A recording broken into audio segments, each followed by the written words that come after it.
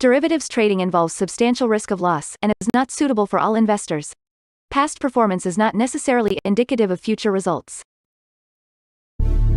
So stressful when the world's on fire. Good God. I can't look at this, guys. Like, my strategy is you buy it and you hope that you got a good spot. Yeah, but we all think you're crazy. You don't fight this. No way. The markets are freaking out and you don't think that anything is wrong? Come back tomorrow and I'll lose it all. Should be fun. Good morning, everybody. It is Friday. We got a 3-day weekend. Honestly, I just want to get to the 3-day weekend, but we do have some important numbers coming up here in about 2 minutes, so I'm not going to really go too much into the, well, listen, we go to the charts really quick. Okay, look, silver and gold rallied big time yesterday, which is kind of, well, that was copper rallied, which is kind of weird considering that rates were going up.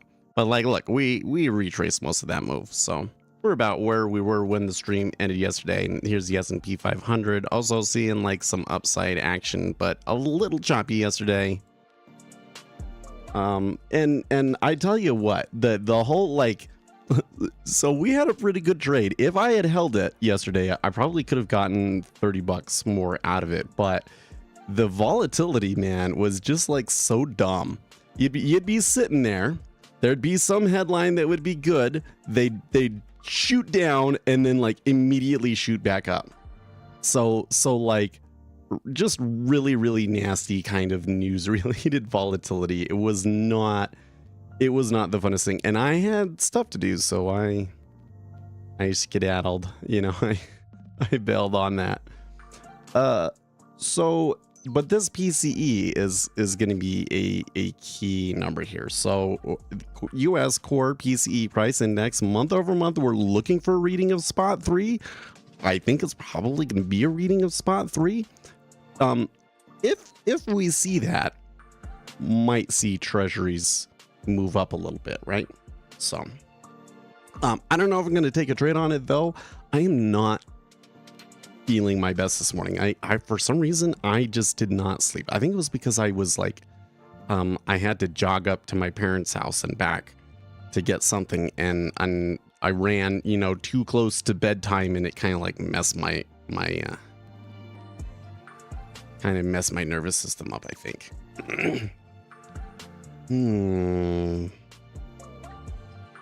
Somebody that got banned on Discord unjustifiably.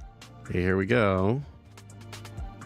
There's a lot of movement here, even though I'm not actually getting the number. Jeez, oh jeez.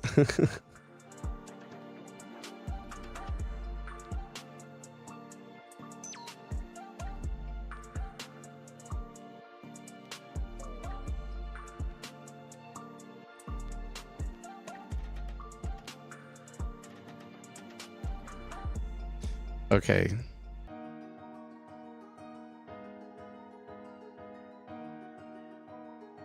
Oh, okay. US core PCE was spot 4.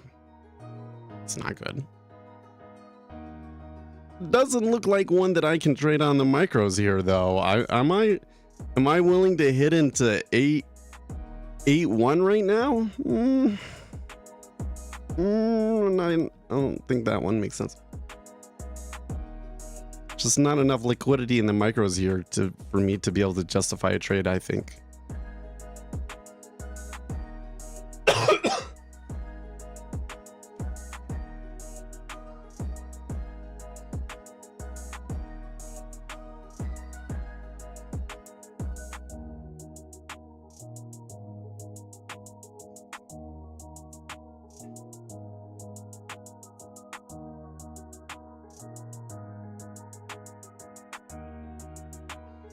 Well, they are in the end moving down. It took some time.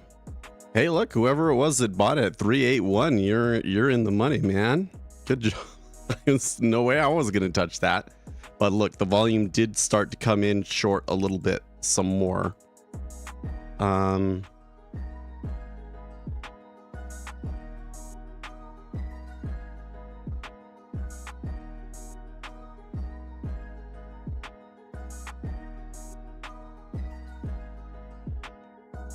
How far are you gonna go? Are we below yesterday's levels yet?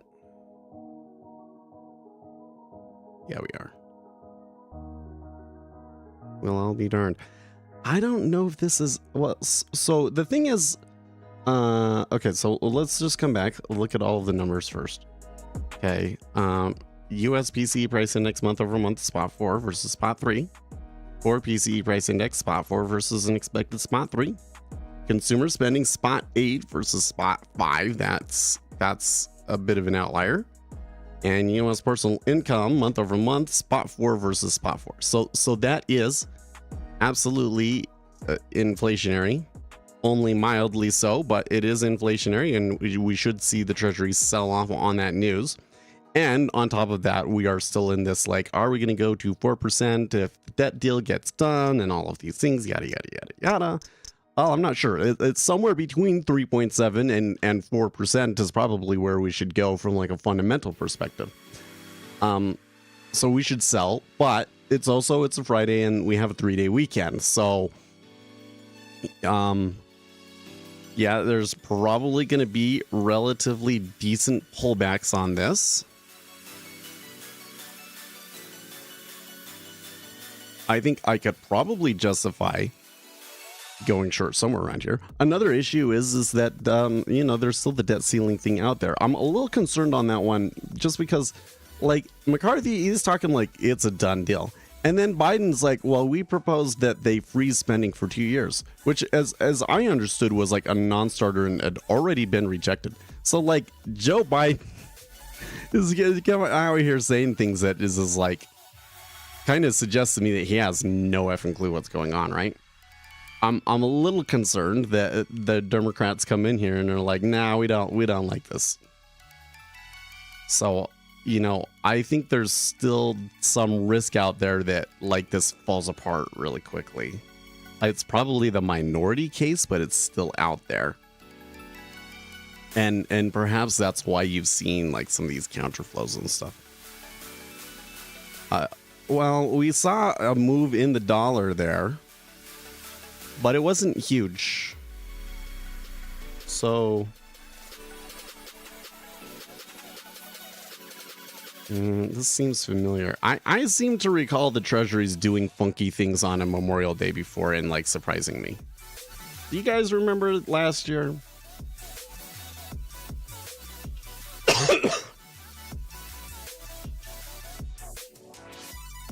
Looks like the chance of a hike in June is increasing.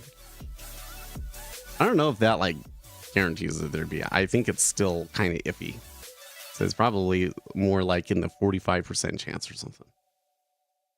Markets repricing of the Federal Reserve's rate trajectory is nothing short of dramatic. Investors will find it challenging to price Friday's slate of data going into the long weekend while being fully mindful of the risks centered in Washington. Well, that's one way of putting it. You know what? They put it so much more elegantly than I just did. Iceberg at 13.5. After the Fed raised rates earlier this month, the markets were assigning a more than 50% chance of a rate cut in July and fully factoring in a reduction by September after some hawk. Oh, look at that. That was a stop run. My, oh my.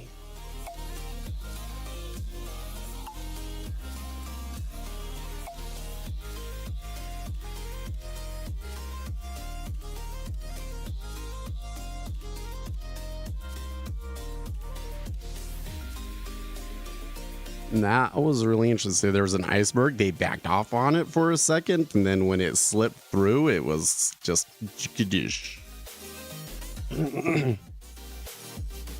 Will Chair Jerome Powell, who all but signaled that the Fed would stay on hold when it meets next month, be persuaded otherwise if today's PCE data turns out to be higher than the market's estimate?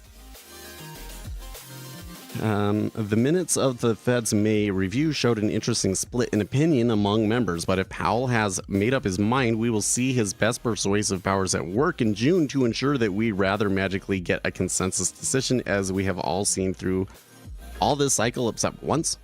Amid all this, we're inching closer to the X-Day in Washington. The Treasury's cash balance has fallen below $50 billion, and there is still no sign of a deal. With Friday being a crucial deadline for traders, how will Treasuries close the week if there's no agreement in sight by the close of trading? After all, no one wants to go into a long weekend to leave one's profit and loss to the whims of fortune until you can offload your positions on Tuesday.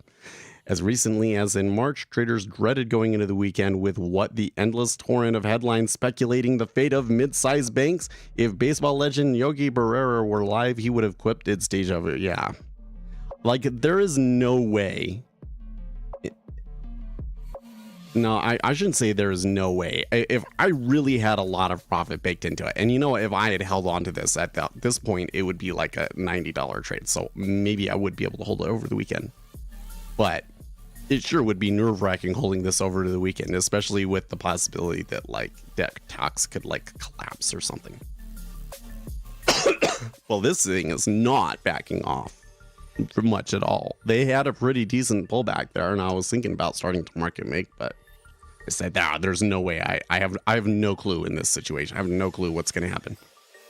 There's some decent amount of volume that is traded at 12, so that is likely to create a liquidity hole for us. Maybe that could be something that we could anchor ourselves to.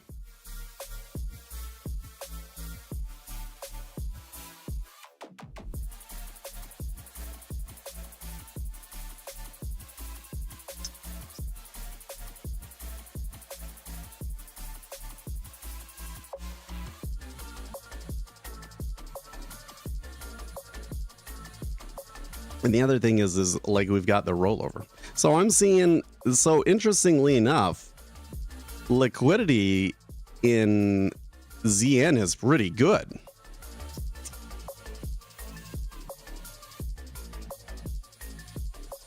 Let's pull up the new one, the August. August should be Q, right?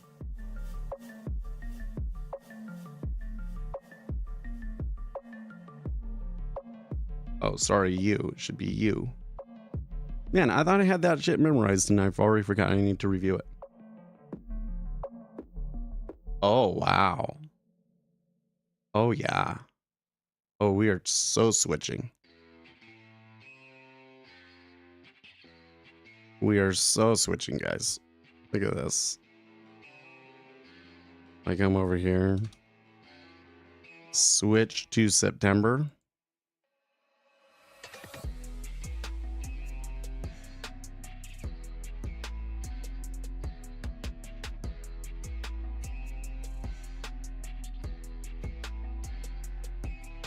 Yeah, it's, dude, look at they've got 5Ks in September. Like in September, there is some of the highest liquidity I've ever seen. Like it typically was like between 3,000 and 4,000, and when we started to get into the 5s and 6s, that was like a lot of liquidity. And 8Ks were like the largest that there was one day. Well, not one day. It was like a period. It was maybe a week or two. Way before the pandemic, right? When there was like this massive liquidity. 8Ks at every price level at some point. And that was kind of when the treasuries kind of really started their like recovery before the pandemic, sort of a thing, you know? But then that is a really jolting shift in the liquidity here. Coming in and looking at it on rollover day and seeing that much. Now, it might not, it's probably not going to be the same on Tuesday, right? You know, there's probably some people managing positions and adding liquidity in the market because they have to trade some large meta orders. The problem is that I see, well, actually, I'm not so sure. So, if I was rolling a position over from last month, or not from last month, but you know, from the June expiration rather, it's highly likely that I would be rolling over a short position, isn't it? Right? Highly likely that I'd be rolling over a short position. But I don't think that the same things that were causing the basis trade in June will apply to September. I'm not sure. So I think that still puts me biased to the short side, of course, but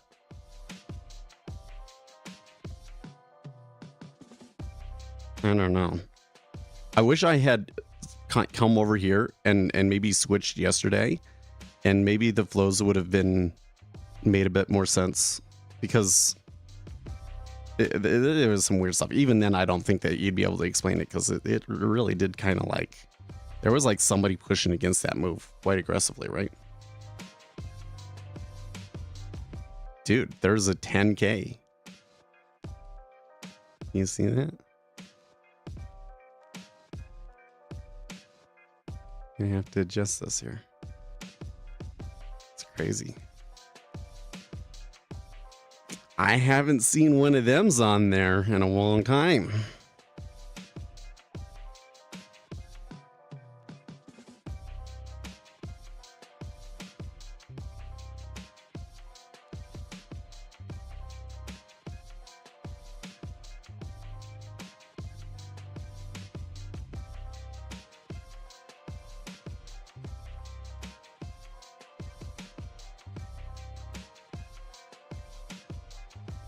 Do I have tick compression on? Oh my gosh, you're right, Uzi. Oh, how am I so dumb? Okay, wait. Okay, so it's normal. It's normal. And forget everything that I just said. Ignore it. I was being stupid. I have no clue. Just ignore it.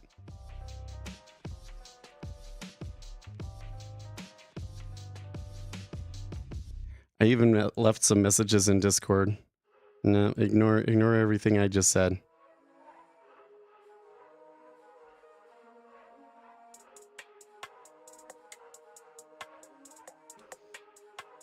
Ignore everything I was saying. Okay, but even then, the liquidity is well, actually no, it's a little bit more nuanced than that, because they were putting 1400, 1600 at almost every price. In here, there is more liquidity around it in the near term, but not further out. Yeah, it's a little bit more normal, so that gets me a little bit less excited, right? That gets me now I'm back to like, well, it's kind of going into the 3-day weekend. This might be kind of iffy, you know? Oh my gosh, that's so funny. I feel so stupid right now. Oh man.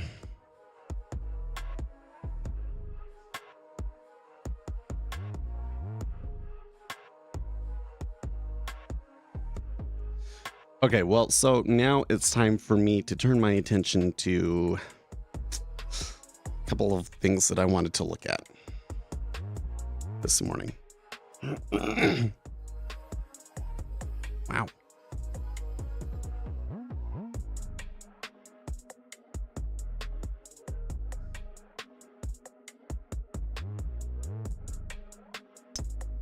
A little hot in here. I was feeling like the AC, and now all of a sudden I'm sweating.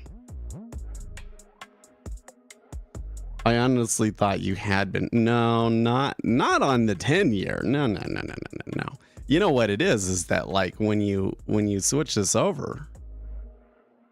Oh, sorry, wrong button. This button.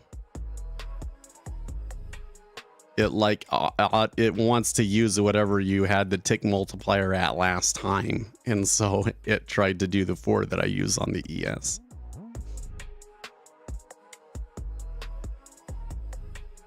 Okay, but with that said, the what was 120 on the old one, what is 113.03 half over here, which I think fits, definitely fits 113.03 half. It's a little bit wider of a range, but okay, did kind of end up being a liquidity hole that kind of held things, and now we're starting to maybe see the washback.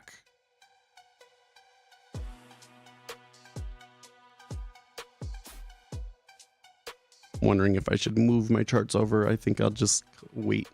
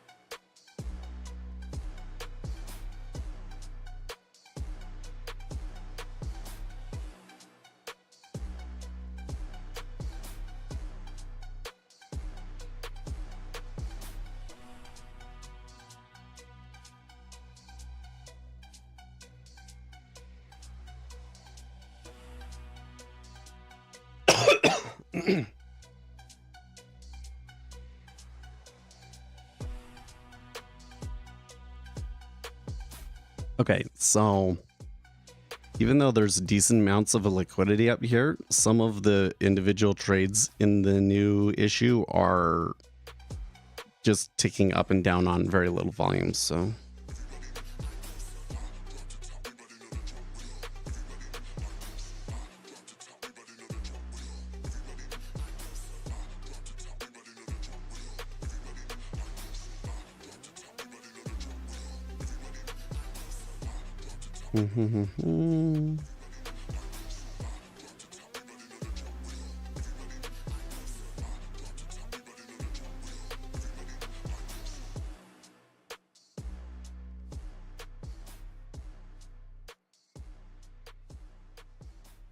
okay, so the thing that I wanted to read about today was Supreme Court weakens EPA power to enforce Clean Water Act.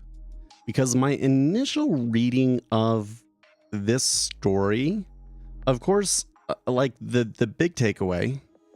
Oh, dude, I totally forgot about that. What's with the faces behind me? It's the Republican primary.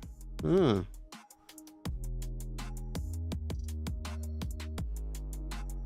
Maybe I need to, I don't know what I can do. I can't zoom it out far enough for you to be able to see Trump and DeSantis.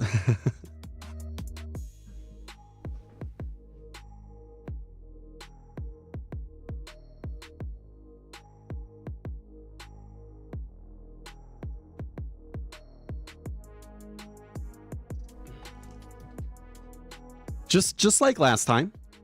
Just like we made last election. I made the heads a lot bigger this time because there's way less candidates in the Republican primary.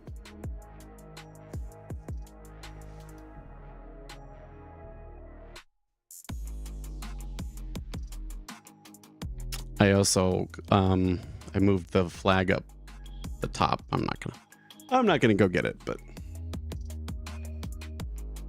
probably should get another one. Really what I want is I want a flag that goes from the bottom of the marquee down. That would be better, I think. There's lots of cheap flags out and around now, too. You just get them at the right time of year. Yeah, for Republicans, it will come down to DeSantis and Trump. Well, so let me tell you something about politics. Politics are extremely difficult to predict because you might be able to understand the state of the race today. And I've found that, you know, like there will be movement and it will take time for that movement to come through. But like then once there's an equilibrium point, it will stay in that equilibrium point until something happens. Right? And until a candidate says something or there's an event that shifts people's perspective or something like that. And the problem is that those events that will shape people's perspective and move things you have absolutely no clue what they're going to be.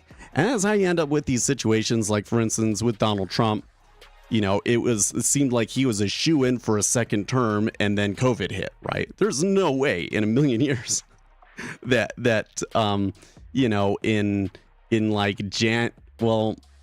maybe in January you could have started to predict it, but if we were to go back to like October of 2019, right, there's absolutely no way that you could have possibly have known that all that stuff was going to happen, right? It's just impossible. So I am way the further I get into politics, the more hesitant I become to try and make predictions about it, right? And I've made some predictions that were really bad. I remember that like I thought that Beto O'Rourke would be the first guy to withdraw in the Democrat primary. And he did withdraw fairly early, but he was not. I think it was What's Her Bucket was the first one. What was that lady? The lady, and like there was all these stories about how all of her staff just hated her and stuff like that. that was a real disaster. I can't even remember her name anymore.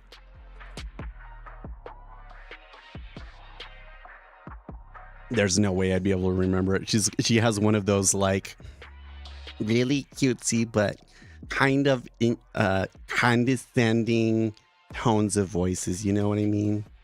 Oh, I hated that one. Anyways, so the conventional wisdom is it will come down between Donald Trump and Ron DeSantis, and Donald Trump will win. I mean, like, you go and you look at the prediction markets, you go and you look at what people on Twitter are saying, pretty much everybody thinks that it is going to be Trump versus Biden again. And like, you know, like I was saying, given current dynamics right now, if the election were held today, yeah, probably Donald Trump would win.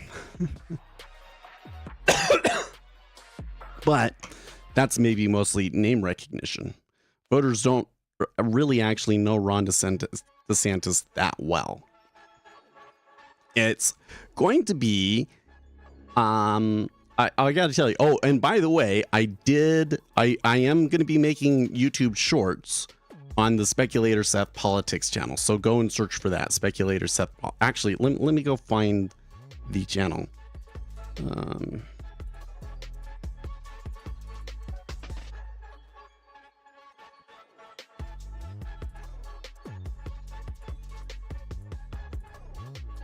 Here it is. It has 2 subscribers.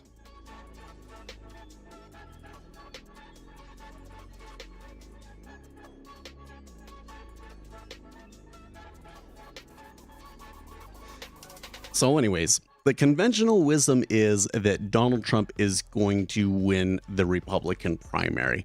And that certainly is the most likely scenario at this time. Just remember that a lot can happen in a campaign. And so I am really, really hesitant to try and make predictions about something like that so far out. But here is a prediction that I will make about the Republican primary.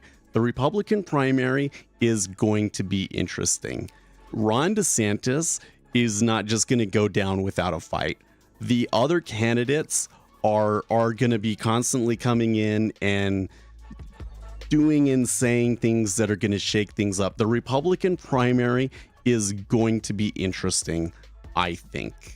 And Donald Trump is going to be throwing a lot of bombs at the other candidates too. I mean, he's going to try and turn it into a personality contest, kind of like it was last time, right? So it's going to be fun. I think it's going to be worth looking at. And, you know, everybody's saying, well, it doesn't matter because Trump's obviously going to win. I think they're going to miss out on a lot of interesting politics. So I say strap in, right?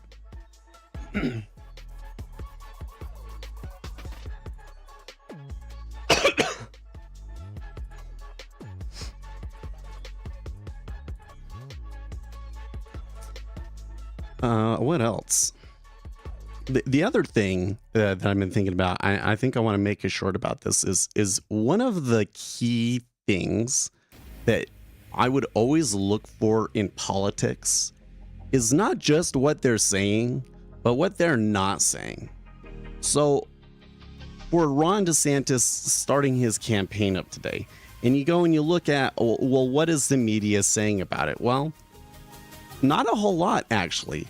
The only stuff that I really saw, even on social media, about Ron DeSantis launching his campaign was that Twitter couldn't handle the traffic. Well, I'm not surprised. They don't have the kind of infrastructure that Amazon Web Services has to create Twitch, for instance. Okay, so it doesn't surprise me that it went down. Maybe that was a poor decision on their part.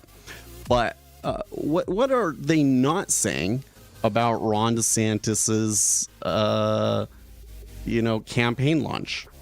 Well, they're not saying anything of substance. I mean, he did have a speech. He did kind of lay out some of the themes of his campaign and so forth, and his his bid for why he would be the best candidate. Nobody's talking about it. I mean, I guess part of it is that it's kind of boring. I mean, it's not anything special, right? Donald Trump always got the attention because he was always saying something crazy. You know, he was always saying something that either the way that he said it or the extremeness of it was like, it was always controversial, right? Ron DeSantis is probably going to need to say something controversial here at some point to kind of get some spotlight, because otherwise Donald Trump will just suck all of the air out of the room, right? But the other thing that this tells us, they don't want to talk about the substance of these candidates, right? The media would very much prefer that the Republican primary becomes a primary about personality rather than policy. Why is that? Because if the primary becomes about personality, Donald Trump probably wins. Granted, Donald Trump has a very toxic personality, but Ron DeSantis is not like this affable person, in my opinion. He's not bad. It's not terrible. He's not as stiff like some of the people in the last Republican primary that Donald Trump, destroyed. Not that bad, but he's not that magical guy that when you're just in their presence, you're always going to remember them sort of a person. He's just not, right? And when it becomes about personality, then Donald Trump gets all of the media hype and he wins because of that, because name recognition, it matters so much in politics, right? The media wants Donald Trump to win. They desperately want Donald Trump to win because they made so much more money when Donald Trump was president than they make now, right? And the Democrats think that Joe Biden will beat Trump again. So they want it to be about personality because they think that favors Trump. So that's what you can take from Ron DeSantis's open and the response to it, right? You can very clearly see the media wants Trump to win. But like I said, I think it'll still be a battle. I still think that it will be really interesting. And you know what? I think that Ron DeSantis has a decent electability argument. So that matters for something. That matters for a lot. That could be persuasive when things come down to the debates and everything else. We'll see. I'm not willing to call it just yet.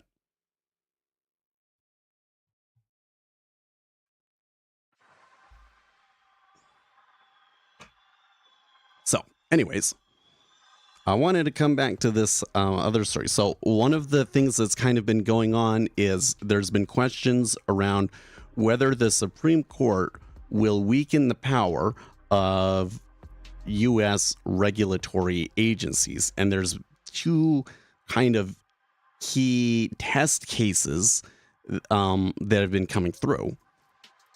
One is about the Chevron doctrine, which is basically the court would acquiesce to what the regulatory agency says about what the limits of the regulatory agency's powers are. And so basically, any regulatory agency could come in and say, oh, we are allowed to regulate X thing, and you couldn't stop them because it wouldn't get through the courts, right? So there's going to be a case around that. And the thinking is that the conservative court will strike that down. And so then you'll be able to have court cases where you say, oh, well, the EPA doesn't actually have authority in the law to regulate that, right? The other story was this one that came out yesterday, which it was basically, it's actually a weird story. So there's this couple, they wanted to build a house. And there is an area on that house where, sometimes after it rains, water will pool there occasionally. And the EPA said that because occasionally there will be water there, it is part of the waters of the United States and is thus regulated, and they cannot build a home on that property. That's the court case. And so the thing that I was reading about it, and that I want to see here, was that some people were saying that the court decision like rewrote words, because it seems to me like it's obvious that that couple should be able to build the house on that land, but I'm not sure that the way that the Supreme Court justified the decision actually makes sense. So I want to read about that. Let's see here. Well, here's a Washington Post. Oh, I guess I have a free read this month, so I can do that. We'll see what the Washington Post thinks of it. I don't have a preference. Select later. They never asked me to do that before.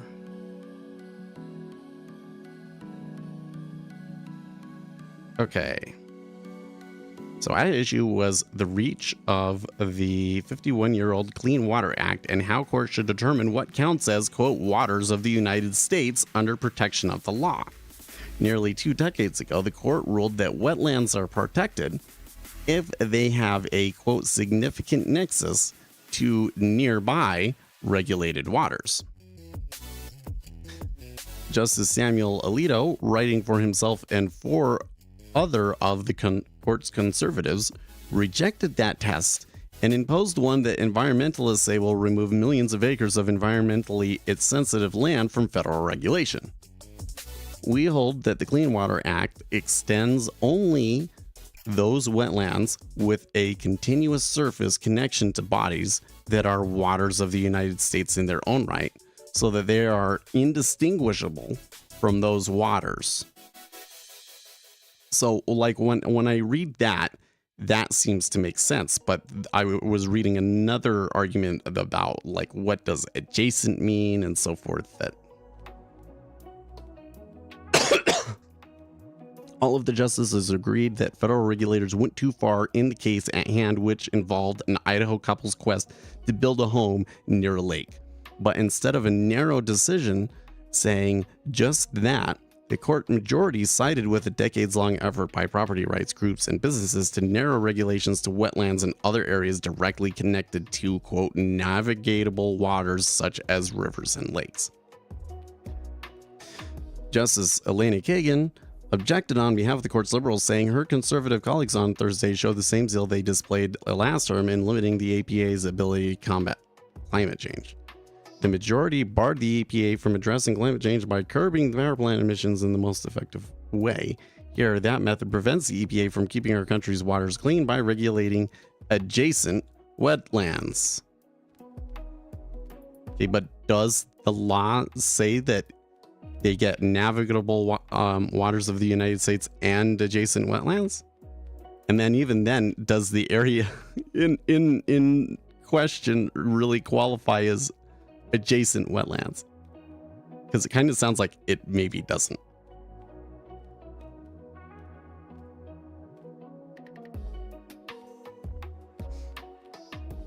See, I don't like what I just read there from Elena Kagan, though, because she's just saying, well, they should be able, the EPA should be able to do whatever they want as long as it helps combat climate change. Well, that's not how things should work.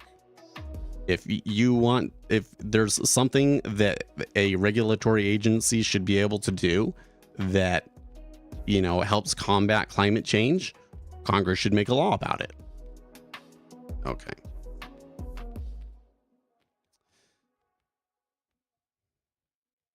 He wrote that all 3 justices joined in an opinion by Brett Kavanaugh. He wrote that the majority's new test departs from the statutory text from 45 years of consistent agency practice and from this court's precedents, and will have significant repercussions for water quality and flood control throughout the United States. He mentioned levee systems along the Mississippi River and projects to clean up the Chesapeake Bay as initiatives that might suffer under the majority's new rules. The ruling affects one of the most fundamental authorities at the EPA, its ability to extend protections to upstream waters in order to protect downstream water quality for drinking and wildlife.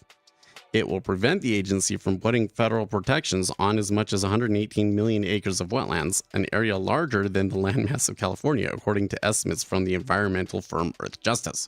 Wow, this is a wide swath of land that we're talking about, isn't it? Like when you add all of the areas that would be affected by this decision.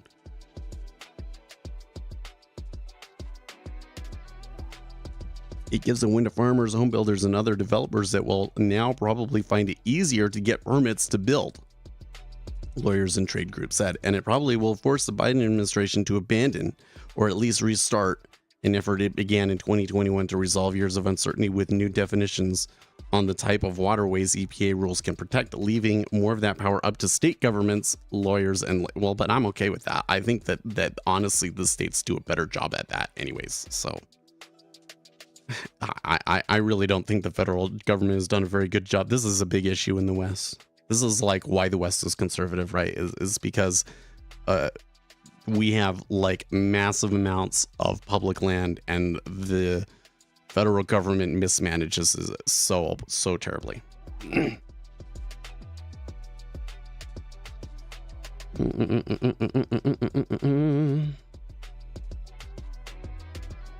See, this is another one of those ones where it's like, but what are they not saying in here? Because it comes down to this, what is adjacent, right? And they're not saying a whole lot in this article about that.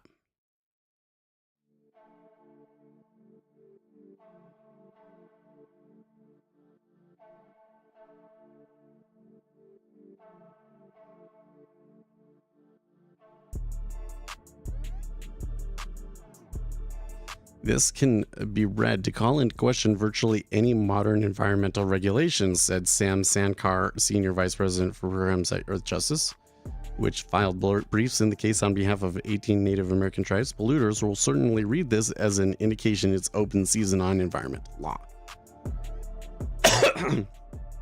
Adler said he was unsure about that. I don't think there's anything new in Alito's requirement of a clear statement in the law, he said, but he agreed the court is certainly showing skepticism of agency powers in its broad readings of statutes.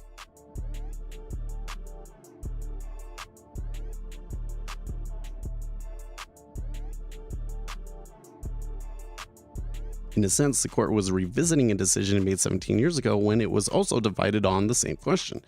In that case, Rapanos versus United States, Justice Anton Scalia wrote for the 4 justices that only wetlands with continuous surface connection to relatively permanent bodies of water can be regulated under the law.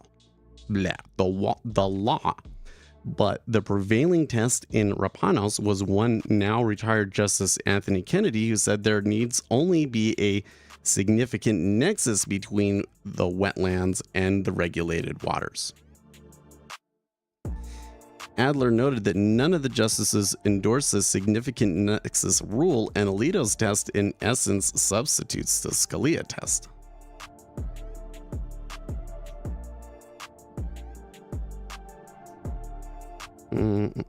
Kavanaugh said the majority was misinterpreting the law's language. All agree that wetlands adjoining regulated waters are included, he said, but it also provides for those adjacent to the waters.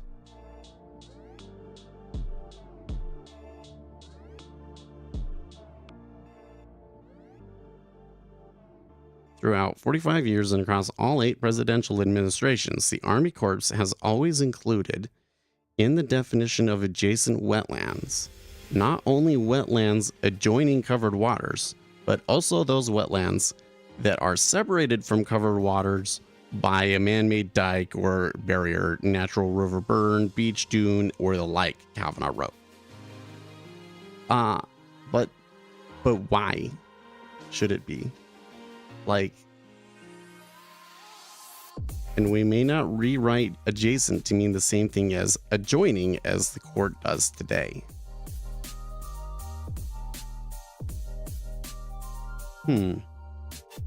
See, that's, you see what I mean? Like, I think that couple should be allowed to build on that property from what I heard about the property. But it also sounds to me like the test that the Supreme Court came through with is redefining adjoining.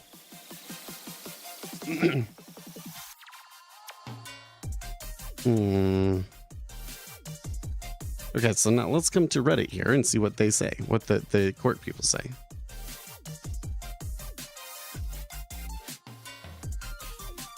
Oh yeah, see, this is exactly what it's interesting that the ruling was effectively 9-0, but the opinion was 5-4. There seems to be no disagreement that the significant nexus test is BS under the Clean Waters Act. There's just disagreement really about what the test should be, including a completely in character concurrence from Thomas, basically saying we should reject all jurisprudence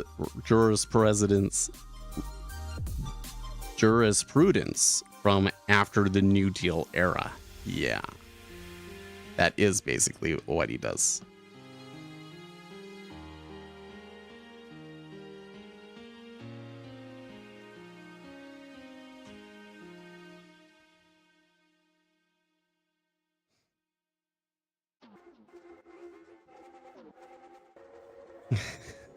Destroying the environment for pedantic definition reasons. Well, like I said, if it's destroying the environment, write a new law that fixes it, Congress. It really should be Congress's job to fix these things. And I'm really tired of everybody, making excuses from them, saying that, the ends justify the means. Like we have a constitutional system of government that we follow or we don't. And these ideas, so like there's something that's kind of related to this that's relevant to our current situation. And that is the whole debt ceiling thing. Okay. So in the 14th Amendment, there is a comment that says that debts of the United States authorized by law shall not be questioned. So it's kind of like really broad language. And some people are saying that because the language is so broad, it basically means that you can't do anything that would bring the debt of the United States into question or harm it. So basically they think that amendment basically makes it unconstitutional to default on the debt. Okay. Now this kind of gets into kind of a weird area because like if we default on the debt, and then Congress makes a deal and that debt gets paid, but just later, is it a default? Well, so if we were talking about you as a person, they probably wouldn't mark your loan as in default. They would probably just say it's delinquent. But when it's a sovereign bonds, I don't think that they make that kind of distinction. Okay. So there's like this fuzzy area where it's like, is it even in default? But then like, does the language actually say it's default? I would say no. I think that really what it just means is that like when you take on a debt by the United States, like it's a debt. You can't question it. You can't say, oh, well, but we didn't take the debt, right? Now, but you could also say if it's authorized under the law. So my take would be if Joe Biden decided to keep paying the debt, even if we pass the ceiling, right? I would say that like any treasuries issued during that time would still be valid. I don't know if that's really what the law is, but like that's what you would want to do for like, unless you wanted to screw the financial system up, right? You would want to make some deal to say that those debts are still legitimate. But that's where I say like if they're taken under the law, then they are legitimate, even if it maybe contradicts some other law, right? But I don't think that means that like you can't default. Like if you default, you're not saying that the debts don't exist or that they're not legitimate, right? You're just not paying them, right? That's my reading of it. But then there's this whole thing, which kind of comes into the same issue that we were talking about with this other Supreme Court case, which is if Joe Biden comes in and just ignores the debt ceiling law altogether, okay, how do you stop him? Because there's a good chance that, okay, Joe Biden does that, and then what? Congress sues him? The Supreme Court might say that Congress doesn't have standing, because that's happened in many, many instances, right? And so it keeps coming back to this thing where it's like the executive branch will do something, and then the Supreme Court says that nobody can actually question them, that the executive branch can make up any kind of definitions that it wants, and we just have to go along with it. And the conservative court is pushing back against that.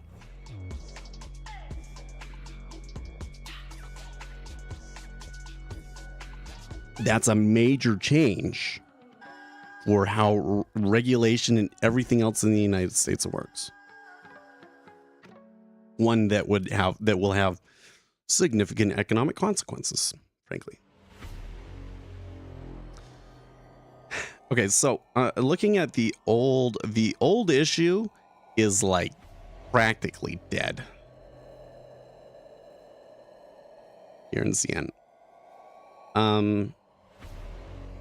It looks like there's still some movement. I don't know if the volume in here is enough to really register either, but we've still got some time before the S&P 500 opens up, so.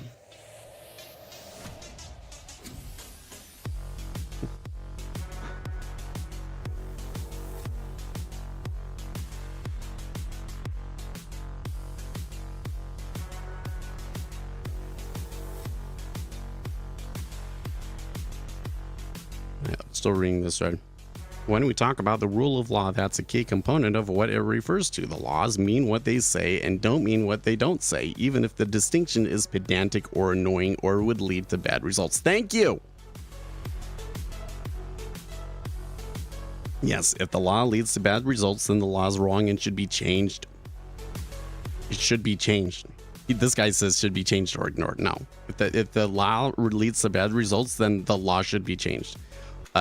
I do not believe that the executive branch should be allowed to just ignore laws that it doesn't like. That's so toxic.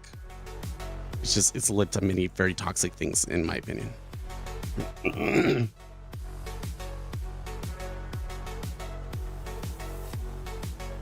Yeah, see, here's this guy. That's one alternative theory, which has been somewhat common traditionally. Rather than having government officials be bound by laws, they could be empowered to simply do whatever is best in the moment. That would be a terrible system of government.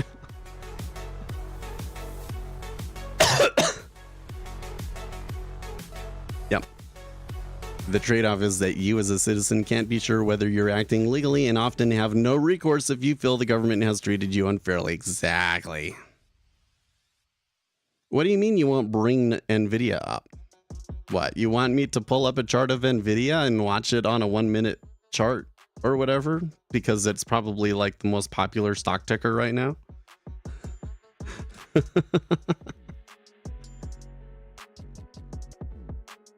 You know, did you read that Cathie Wood dumped their entire NVIDIA stock like well before this jump, by the way? That's so effing hilarious.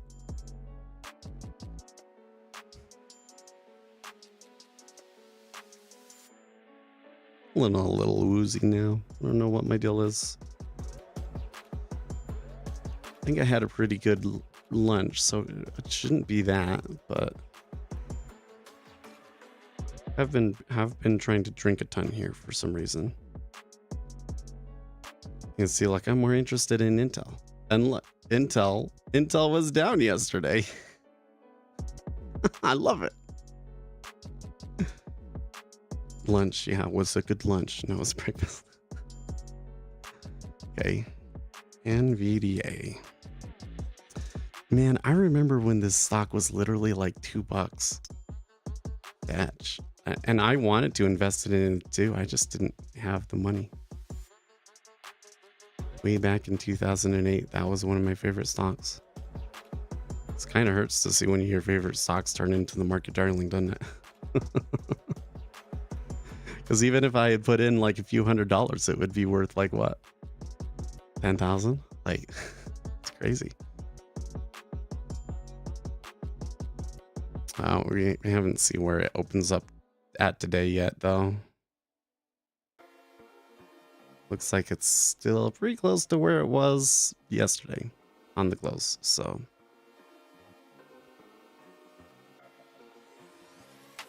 you woke up late. Well, so like I was saying earlier, yesterday, I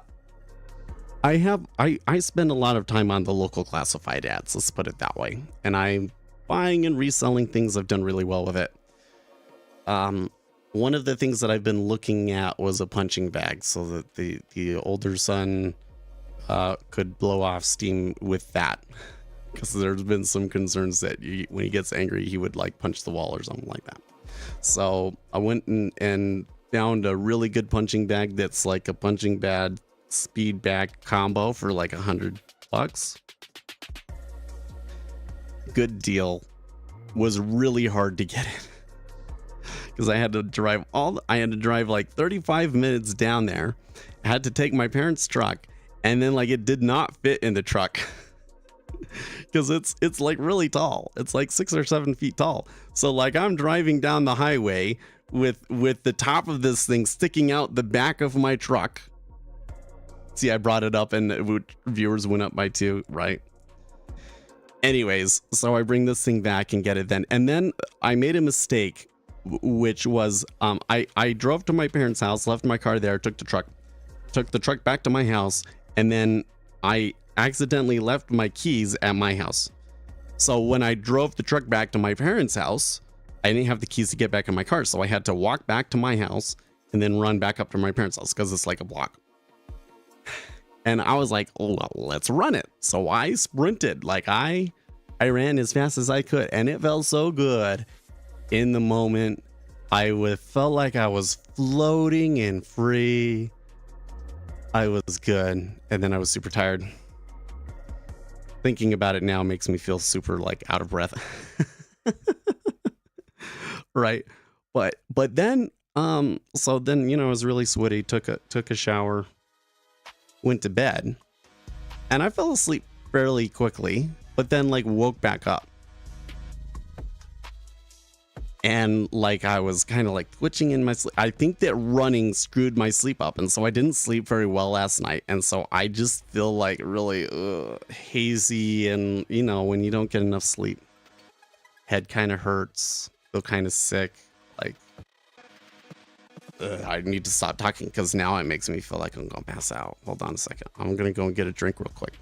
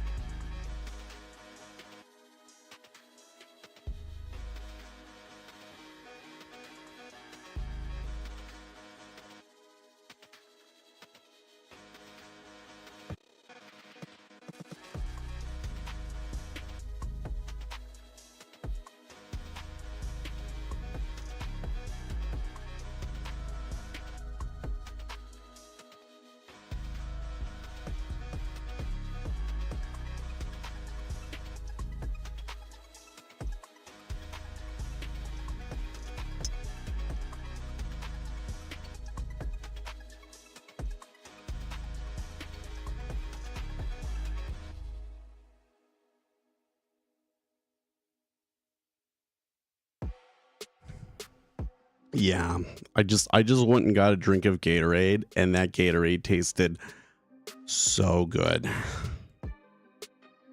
Tasted so good. So I sweat too much and all of this sort of stuff, and my chemicals are a little off. Because I've been finding that like sometimes by the end of the day when I go to work out, I feel woozy. And I always thought, oh, well, that's just like when one of my medications is kind of running out. But I actually now think that it was like a lack of salt and potassium, because like if I eat like salty chips or something, less likely to have that problem.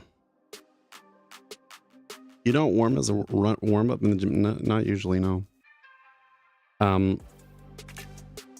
There's kind of this thing where like long duration cardio kind of hurts the adaptations that you'll make for strength training and vice versa. So it's typically better to do different things for your cardio. Like if you are going to do cardio, it's probably better to do like high intensity training. We prefer to like row, do something that's like full body rather than run. So I don't run as much. I have been lately.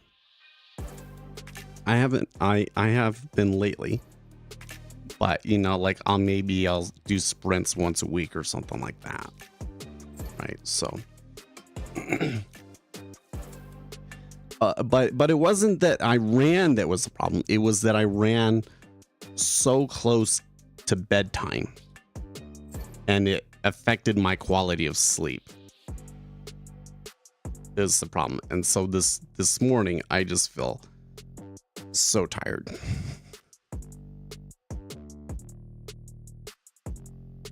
For my physique. Well, yeah, for my physique, I should probably be a runner. If I could resolve my issues where my feet kind of want to turn sideways when I run, I supposedly should be good at long distance running. That's like what my body is built to do.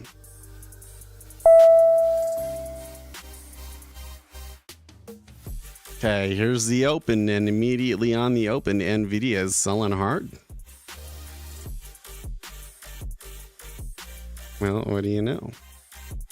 What price are we at? 834 still. I'm kind of a little frustrated by the treasury here. I don't want to trade it, but it kind of looks like it's just going to be kind of quiet and sideways here for the rest of the session. Anyways, see, I don't feel my best this morning.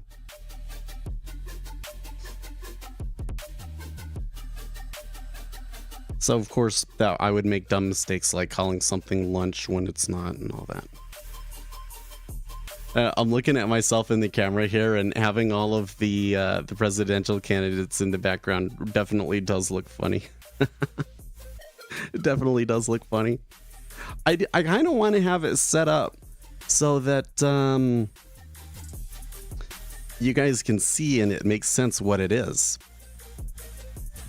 And maybe instead of having the top candidates at the top, I had them to the right. Maybe that would do it.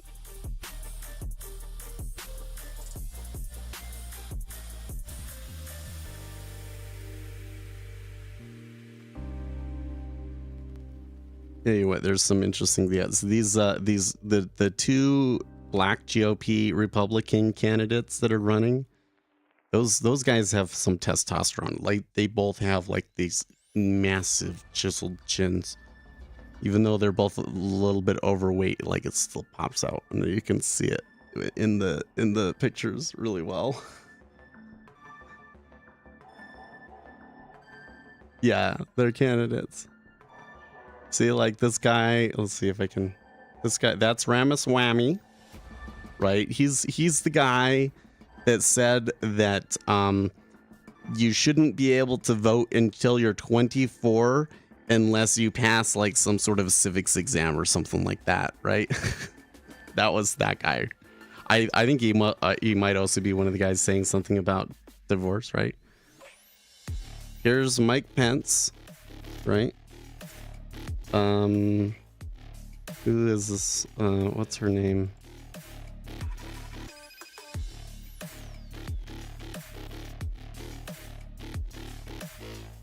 Ron Paul. Oh man. Nikki Haley. Yeah. Yep, that's right. There's Nikki Haley. I think she's the only woman in the field right now. Like there's Kristi Noem, but at the moment it appears she is unlikely to run. She is unlikely to run. Mike Pence is in there. I don't know if Mike Pence is actually running or not. I don't think that he would do too well. But I'll be involved in the primaries. Probably by the time that it gets to me, it won't matter, but that's usually the way it is with us in Utah. I'm only doing the guys that have 1% that are likely to be in the debate too. So there's a couple of people that are, I can't remember. I don't think, no, this guy right here, that's not Larry Elder. That's, what's this is the other guy? Tim Scott. That's right. That's Tim Scott. That's Tim Scott, South Carolina senator, right? That's Tim Scott, and this is Larry Elder, right? He was the guy. Larry Elder was the guy that ran against California Governor Gary Newsom, and lost. Yeah, and I think he still lost by a pretty large margin because it is California, but he still gave him a good run for his money, so he might be a surprisingly good candidate. I don't know. He's one of these guys that in the primaries might actually surprise people. And this guy down at the bottom, what is his name? Oh yeah, Asa Hutchinson. Two-term Arkansas governor.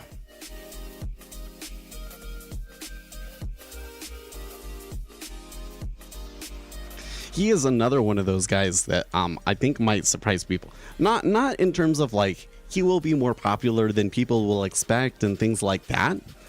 But rather, I think that he will probably have a larger contribution to the primary than people expect, and he will probably stick around.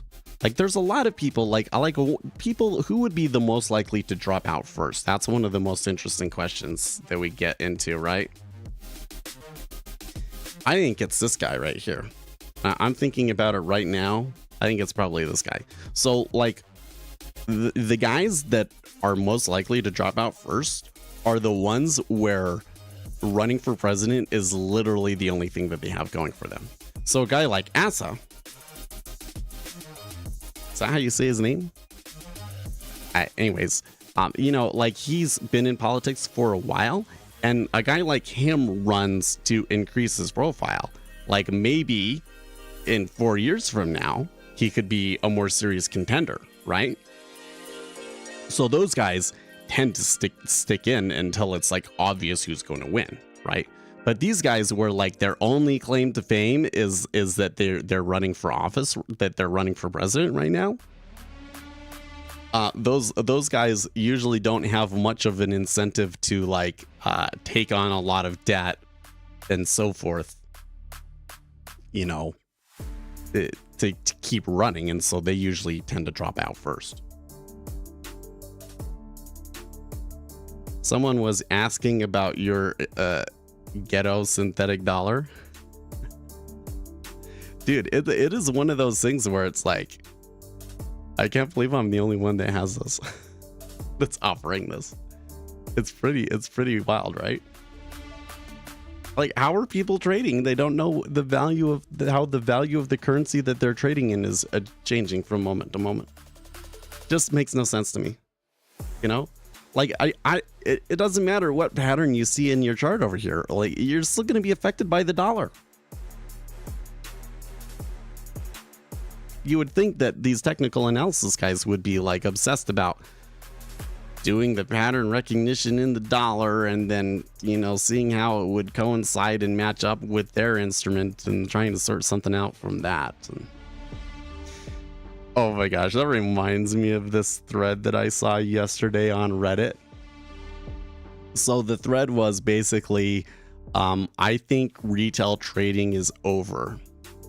And he told a story about how he went to some presentation where somebody was demonstrating a market algorithm that was set up to be able to trade between, around $100 million to $1 billion in any one particular stock. So it was an algorithm. It was an optimal execution algorithm. And it was incorporating a lot of stuff. He said that it was incorporating technical analysis. It may not actually be like that. His understanding of it might be really, really rough. And he said he asked them, like, why don't you just have it like swing trade if it's so good at that? And they said, well, because we tried that, and when we run it, it doesn't make enough. Like, it's not better than buy and hold. The execution costs are just too high. And so the guy's conclusion from that was that markets are statistically efficient and that the sorts of things that retail traders are trying to make money from are unlikely to work in the future. And I just laughed because it was like, you realize that they've been making algorithms like this now for like 30 years, right? Like, you're 2 decades late.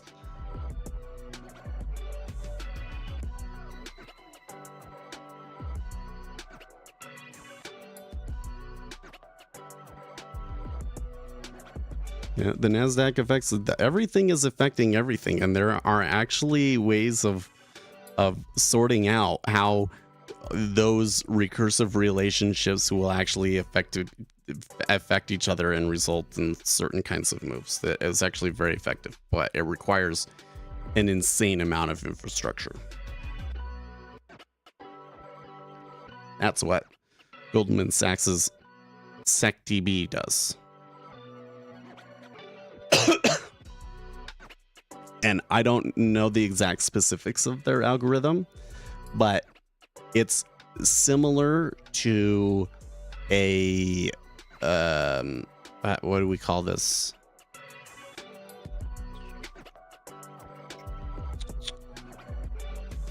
Regression. Yes, it's similar to a regression algorithm, which is like you have this tree, you have this directed graph, and you calculate all of the things in the graph, and then you go back and you do it again and you compare what the differences are. And when you get to a point where you go through all of those recursive relationships again and it's not really changing very much, and there's like a maximum number of times that you'll do it, and then that's the value that you arrive at. And so it's kind of using the same sort of statistical methods as regression to sort out the recursive relationships. Yeah, not something you could code from home. No. A very, very complicated technology. Like it was one of those things that Goldman Sachs made, and then it took everybody else like almost well over a decade to create systems that were even comparable. It was a huge advantage that Goldman had for a long time. I'm sure that most of the big guys have something comparable now, but like after the 2008 crisis, like back when I worked there, it was like a huge advantage that they had. But it was something important. They were kind of helping other people figure out how to do it, because it was like necessary from like a risk management perspective.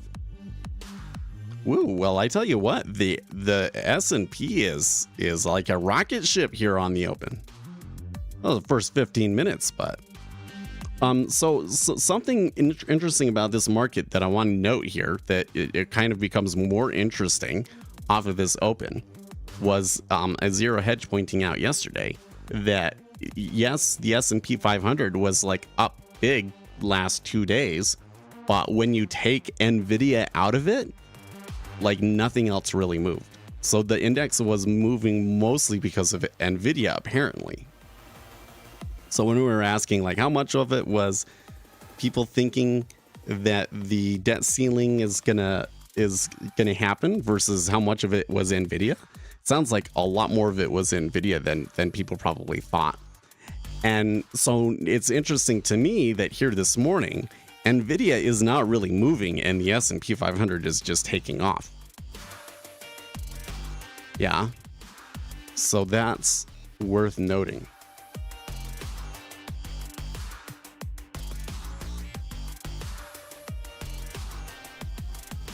This PCE does not mean rate hikes. I'm not so sure about that. So actually, I've spent so much time talking here. This has been a long hour. We got some really dense informational content in the last hour, didn't we? Okay. So that's something that we need to look at. And we need to look at this. Okay. The thing I can say before we get into reading this is that the Federal Reserve has already messaged to the market that they would like to pause rates. So even though they've given themselves enough room to be able to do it if they need to, it's kind of an iffy thing. And so I would say that the probability is probably still in favor of no hike, simply because Powell wants to have the pause. Okay. So I think that inflation would really have to accelerate to get a hike in that June meeting. It would probably mean that we would need to get a surprise CPI. So we will get a CPI before that. Okay. So let's see what Zero Hedge says about PCE. One of the Fed's favorite inflation indicators, core PCE deflator, disappointed the doves, printing hotter than expected, pushing the year-over-year inflation signals higher. Even more focused is the Fed's view on services inflation's ex-shelter, and the PCE equivalent shows that it is very much stuck at high levels. However, while acyclical core inflation continued to slide, cyclical core inflation dipped very modestly but remains extremely high. Cyclical core PCE inflation, which tracks inflationary pressures that are linked to current economic cycle, is at the highest on record going back to 1985. Personal income and spending were both expected to rise significantly on month-over-month basis, but spending soared spot 8% month-over-month. That's my fault. I got my tax return and I spent, I bought a few things. I bought a few things on the classifieds. Real income, admittedly a rough estimate adjusted by CPI, rose marginally in April.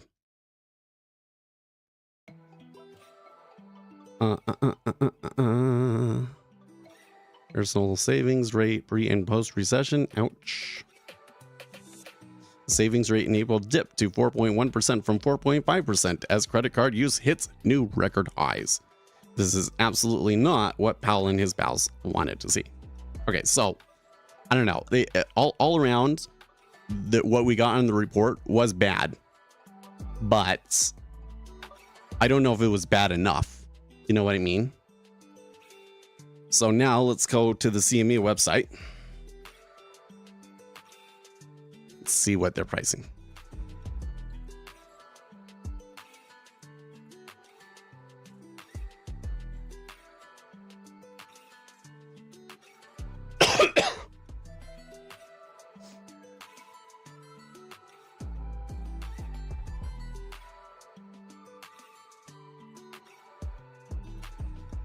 SDR first, zero exchange trading fees from April 3rd to June 30th. Hey, learn more. What's that about?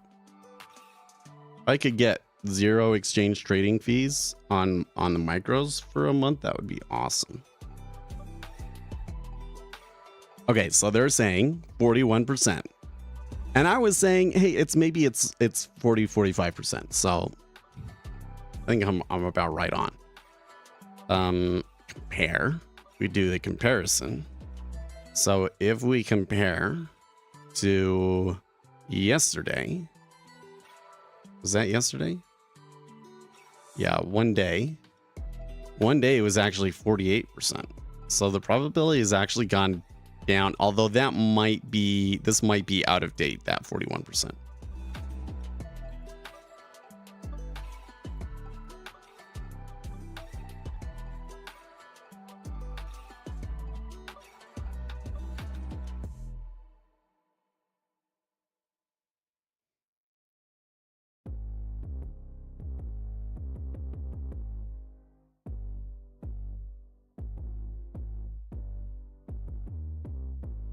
So, oh, sorry. So I'm kind of misreading this, right? That means that the probability is actually in favor of there being a hike.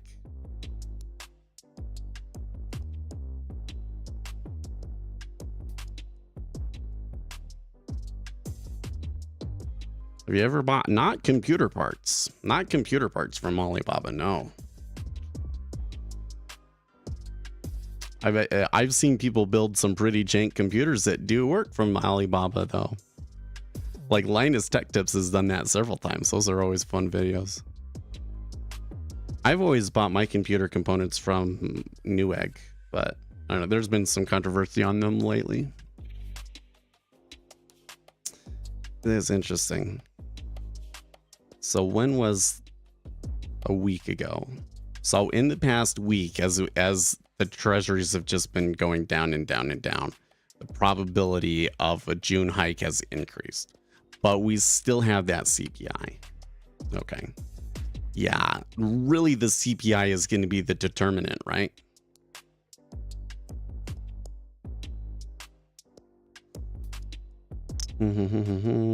Oh, no. Okay, so, this is interesting. So I was wrong about something earlier. With the X date for potential U.S. default now estimated at June 5th, House GOP and White House negotiators appear to be settling on an agreement to raise the debt limit and cap federal spending for 2 years, Bloomberg reports, citing people familiar with the discussions. So that was where Joe Biden said yesterday that they were floating a 2-year pause on spending. I don't think the House Freedom Caucus will be on board with that.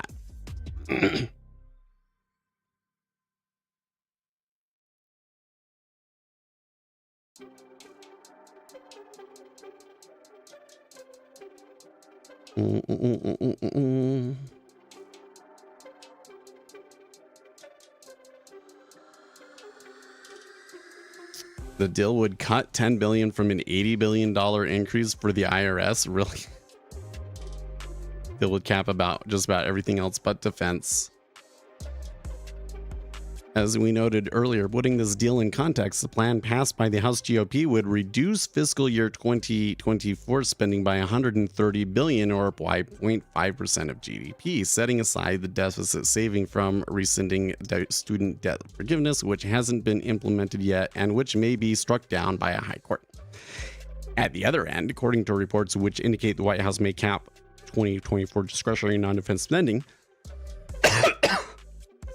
and would reduce spending by about 0.1% of GDP relative to a plausible baseline. So the federal spending reduction for 2024 could be in the range of 0.1 to 0.5% of GDP. The final compromise outcome, which may be announced as soon as Friday, will be a 0.2% spending cut.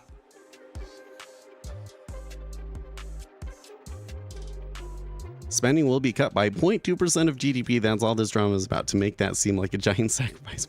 Yeah, right. Newegg, yep, that's the name of the website.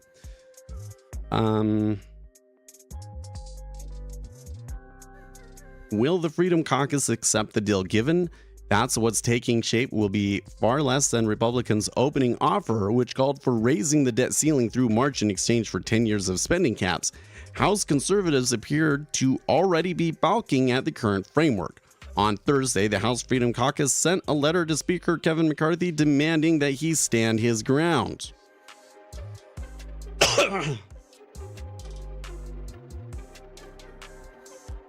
We know where our differences lie, said McCarthy to reporters at the Capitol, adding that his team plans to work through the holiday weekend.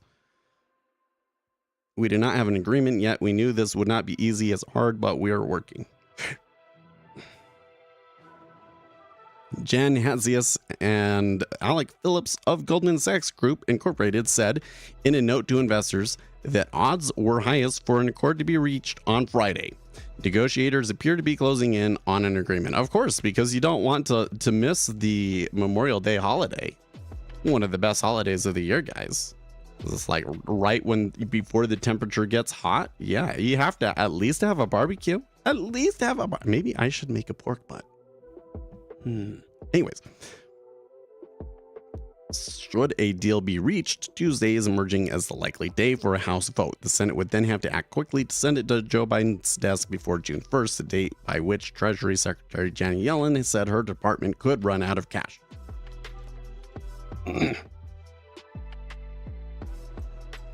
One of the negotiators, Representative Garrett Graves, described progress as slow on Thursday night, adding that the White House was holding firm against GOP demands to add work requirements to the eligibility for Medicaid and other social welfare programs. We have a lot of hangups, he said, but that's one of the bigger issues. When Republican negotiator Representative Patrick McHenry of North Carolina was asked Thursday evening what he would tell investors about the progress of talks, he shot back, glad the market is closed. On Wednesday, Fitch Ratings placed the USA's AAA credit rating on watch for blah blah blah blah blah. Don't care. Treasury market feels a deal is nearly in hand. I think so. Yeah, Peter Schiff, U.S. Treasury bonds. You know what, Peter? I just... How long can somebody be wrong? I don't understand how you can be... How you can be so wrong about something for so long and still get so much attention. I don't get it. I wish that I could be as wrong as Peter Schiff for as long as Peter Schiff has been wrong for and be popular for it, you know? What is it that he's, you know? Don't unsubscribe. like what he's saying about the United States fiscal situation is totally true, right? It's just that what he continually says about how that should affect financial markets continues to not happen. So it's like useless to listen to him. Because if you regularly listen to him, I think it's going to lead to bad investments. Like that's just the way things have gone.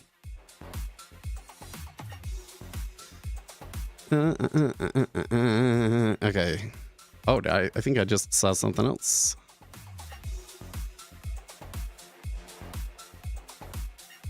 Carl Icahn plans counterattack as IEP's market cap plunges from 19 billion to 7. What?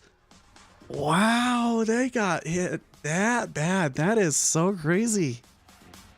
Okay, but what will Mr. Icahn's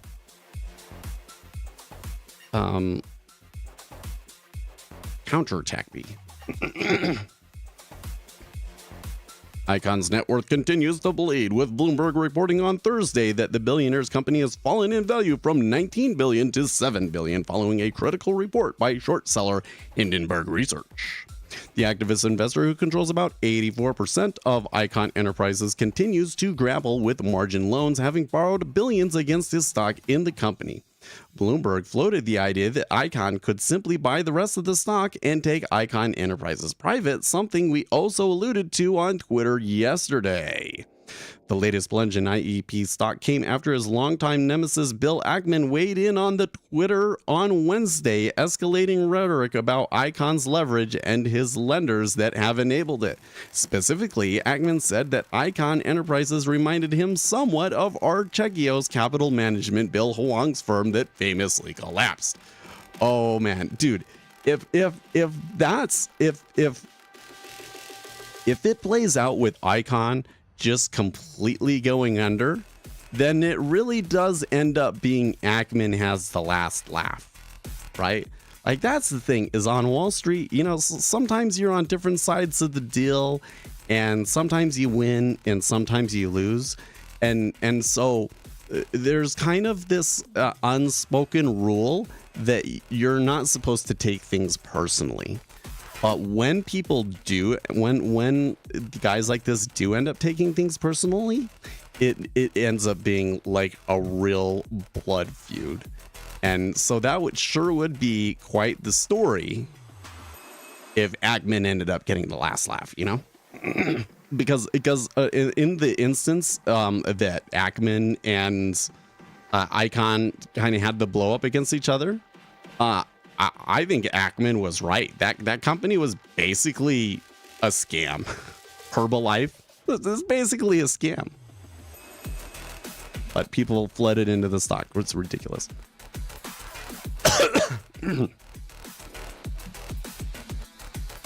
Ackman wrote on Twitter Wednesday, "I am surprised that Icon has not disclosed the terms of his margin loans, including who provided them. My understanding of the SEC 13D rules is that they require disclosure of sources of financing and even copies of financing agreements, although many investors ignore these requirements." Icon's favorite Wall Street saying, "If you want a friend, get a dog." Over his storied career, Icon has made many enemies. I don't know that he has any real friends. He could use one here. Ouch. If I was a guy as famous as Carl, I would hope that I had friends other than my dog. Although my dog is a pretty good friend.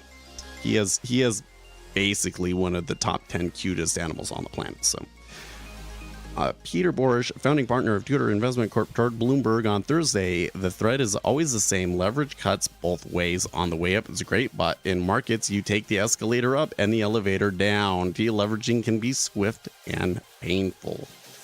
Icon did score a small win on Thursday, however, getting one nominee onto the board at Illumina Incorporated, where he is waging his most recent activist fight. And late in the day on Thursday, Fox Business News' Carly Gasparino reported that Icon is planning a counterattack against Hindenburg Research, which may include legal action or a buyback of shares. Okay, so University of Michigan 5-year inflation final 3.1%, 1-year inflation final 4.2% versus the expectation of 4.5%. So that is actually good, and this is a number that the Federal Reserve has talked about, and so you saw a pretty decent increase there. It's still hanging around 0.6. I don't think so. So for the equity markets that were already popping off, I think that that's really good. But for the Treasury, this is kind of counter to what we had gotten earlier. So I don't know. You split the difference. I'm very skeptical of their ability to have further trend today. I don't think that you're going to see big meta orders being executed today. I don't think anybody wants to be adding into a position for the weekend. So I'm going to go out on a limb here and say that there is probably not much more opportunity for a trend in the 10-year Treasury today. So you got like 2 or 3 basis points on the earlier news, and that's basically it. Okay, anyways.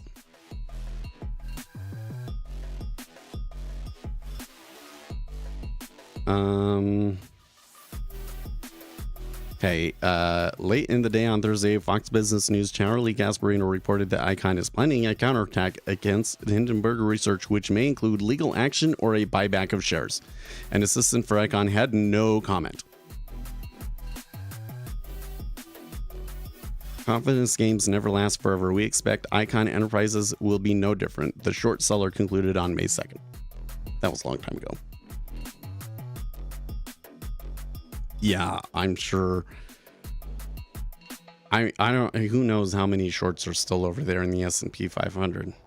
Now, Nvidia is up a little bit. I wouldn't say it's significant. So it seems to me that it is probably other sectors of the markets that are leading here, right?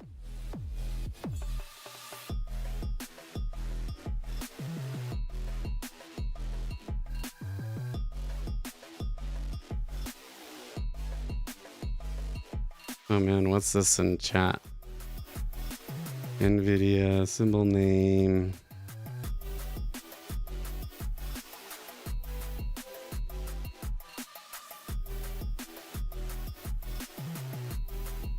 What?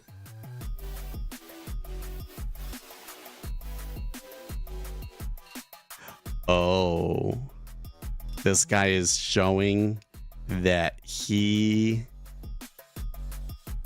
got out of NVIDIA when it was at 137. Oh, that's so bad. Like he had it right at the bottom of the dip. Oh, that sucks. That's hilarious.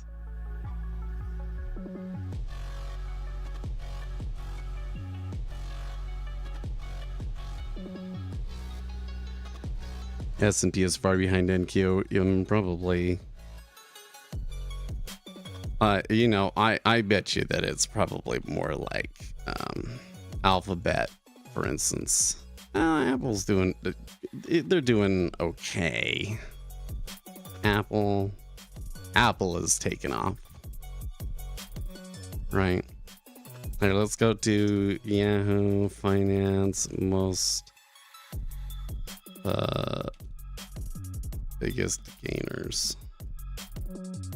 Up stock gainers today, Yahoo Finance. What'd you get behind me? Those are the most active. Marvell Technologies up 12% today. Wow, the gap 8.31. Lionsgate. Oh wow, we're actually having entertainment companies on the upside. Palantir. I can't believe that thing's still around. Okay. Interesting. Well, look, the treasury's bouncing back up here a little bit. You want me to keep the NVIDIA chart up here? I don't know if anybody really cares, guys.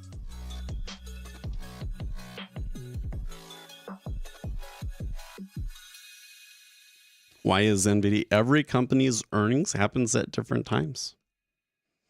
It's different for every company. Some companies report their earnings before the market opens. Some do it after the market opens.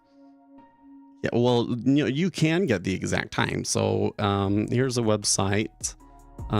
Which one is it? You can see all of my lovely little bookmarks. Where is it? Which one is it? I seem to recall it being a little bit higher. Dun, dun, dun, dun, dun. Oh, here it is. Earnings report calendar by marketchameleon.com/calendar/earnings. Here you go. And then this will tell you all of the companies that are reporting earnings today. And it will tell you the time,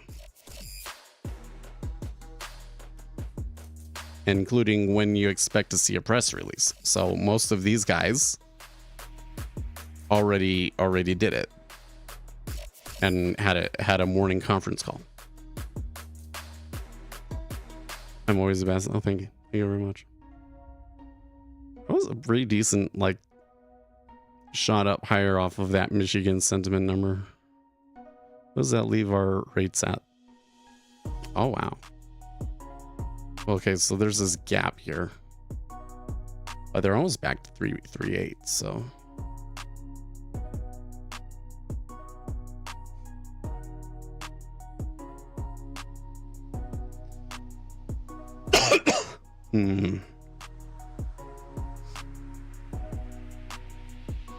Having a little bit more today, and I don't know if that's good or bad. I'm hoping that I'm worried that I might have like walking pneumonia, because like I definitely got like sometimes I will have stuff in my chest.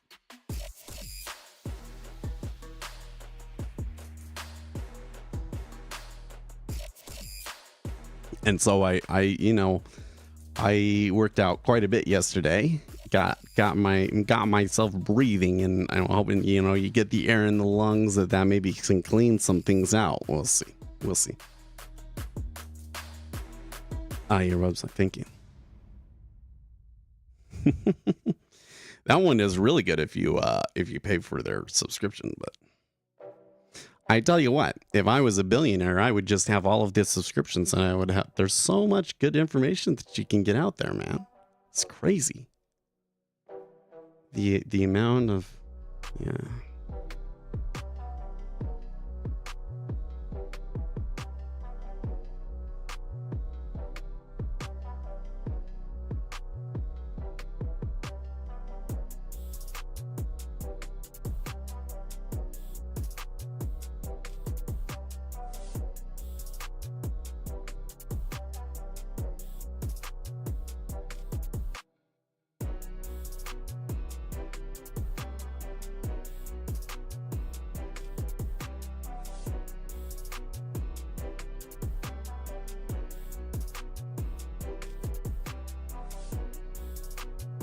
closing a couple of tabs here.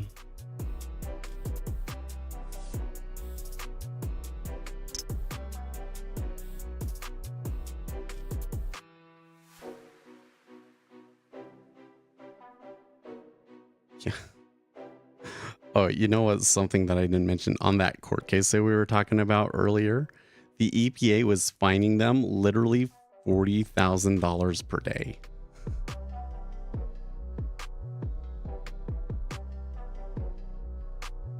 Basically because they had a ditch near a small creek that they put dirt into.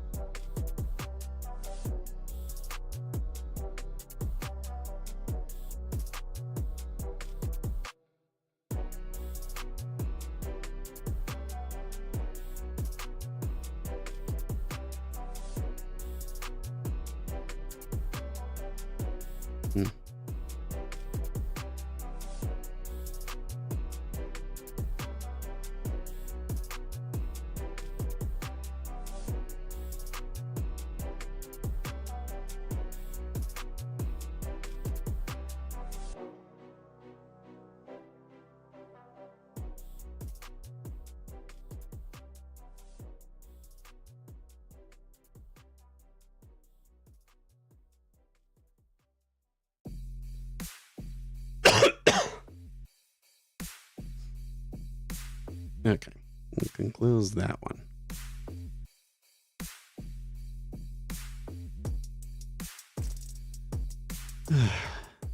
You think they're gonna keep going? It could keep going, man. This is kind of interesting. I'm kind of interested to hear it. The treasuries may just retrace that whole thing. That would be something else if they did. I'm going to be really surprised if they did. Because I said, oh, well, it's kind of cancels it out, but I think that maybe there's not much opportunity now, and now we get this big up move. But who knows? There could be debt ceiling stuff.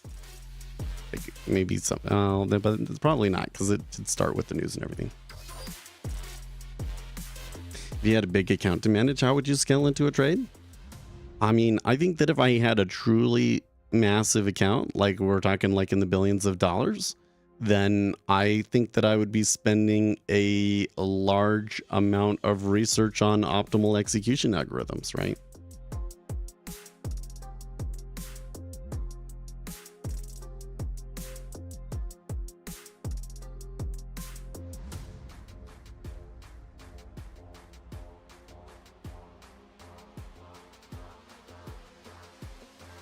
Mm-hmm.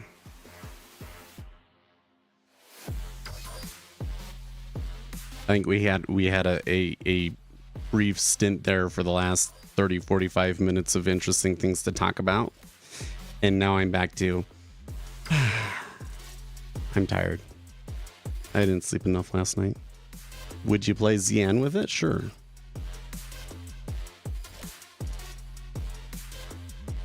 I wouldn't call them abrupt.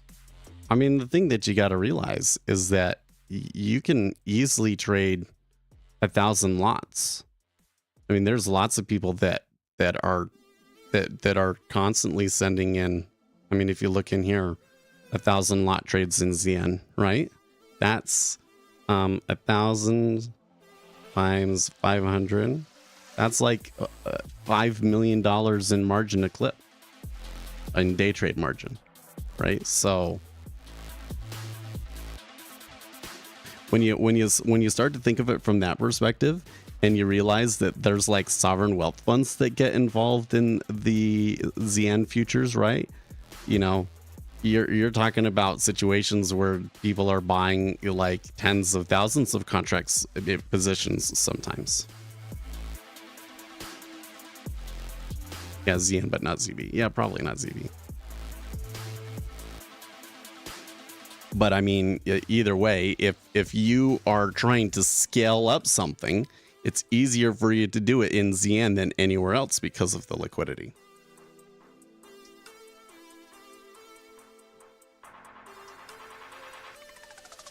I've seen a couple of instances of things where people did have an edge of sorts. It might not have been the edge that they thought that they had, but like they had enough of a following and everything that they were making money from it. And then they got too big and screwed them up. Knowing how much you can scale, it's more important. What's more important is like knowing what the limitation is, right?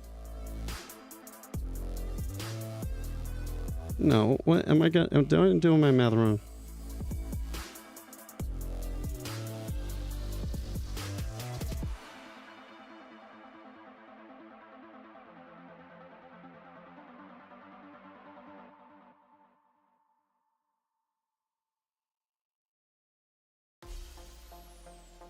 $1,000 plus times 500. You put 2 zeros on it and a 5. Oh, you're right. It's 0.5 million. You're right. You're right. It's 0.5 million. I think I added 3 zeros instead of 2 zeros. That's why I got it wrong.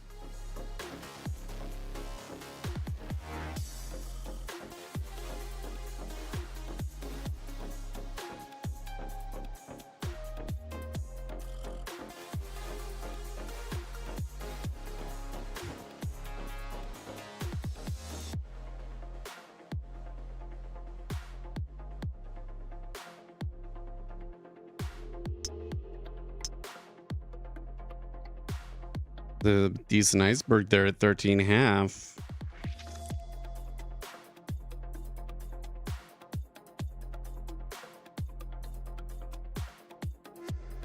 This is very curious.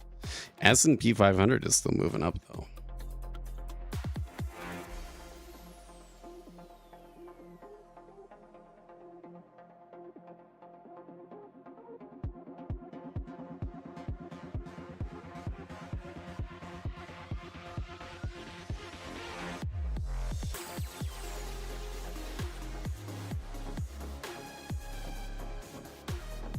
It seems like Augusta winning the treasuries, right? Well, I mean, the debt ceiling thing is a big issue in the market, right?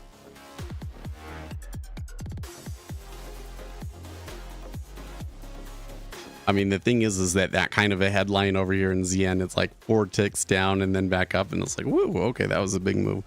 You know, an equivalent move in the S&P 500 would be like 20 points, right? So, although the equities haven't been as sensitive to the debt ceiling talks as the treasuries have. I want to read this. Hardline conservatives. This is GOP conservatives fume over possible debt ceiling compromises on the Hill. Hardline conservatives are fuming over the debt deal compromise being negotiated between Speaker Kevin McCarthy and the White House.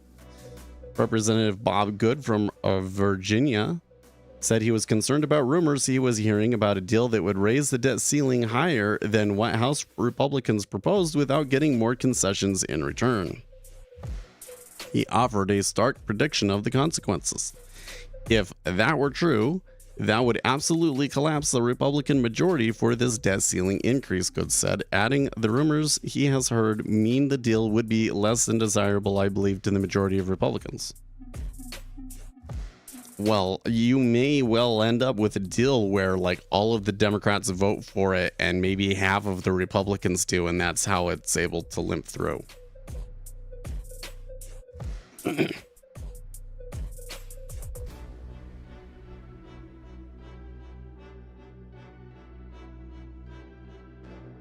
Reports in the New York Times and Washington Post Thursday night said negotiators were getting close to a deal that would limit spending on domestic discretionary spending other than defense. They also said negotiators were working out a partial clawback of an $80 billion boost to the IRS for enforcement in order to prevent deeper limitations on the domestic side. A source familiar with the negotiation told The Hill that there is no agreement yet on the top line spending levels, nor is there one on a 1 or 2 year extension of the debt limit. The deal cannot come together the deal cannot come together, the source said, until there's an agreement on non-defense discretionary spending versus defense spending. Ugh. I really get tired of the GOP has to have defense spending increase when defense contractors are gouging the government like tens of thousands of dollars for nuts and bolts and crap like that, right? White House spokesperson Michael Kikukawas said in a statement that Biden is fighting hard for the IRS funding. I wonder why he wants IRS funding so much. This is something that kind of pisses me off, to be honest, because they keep saying that it's like we need to go after the rich, but there's nobody that's rich that's going to get audited that isn't already being audited, right? They're not going to be the ones that are going to pay for this. It's going to be small business owners. It's going to be upper middle class families that are going to get taxed by this, right? Meanwhile, we have these agencies that are truly underfunded, like the SEC and CFTC, right? And we've gone decades now of these agencies just being absolutely impotent. I mean, they're trying, but they can only go after so much. We live in an age in the golden age of fraud. You can get on YouTube, say just about anything that you want. The tons of people will buy into it and give you their money. It can be a complete and absolute crock of shit. YouTube doesn't do anything about it. And then if anybody online like calls it out, the influencer can just sue them to shut them up, right?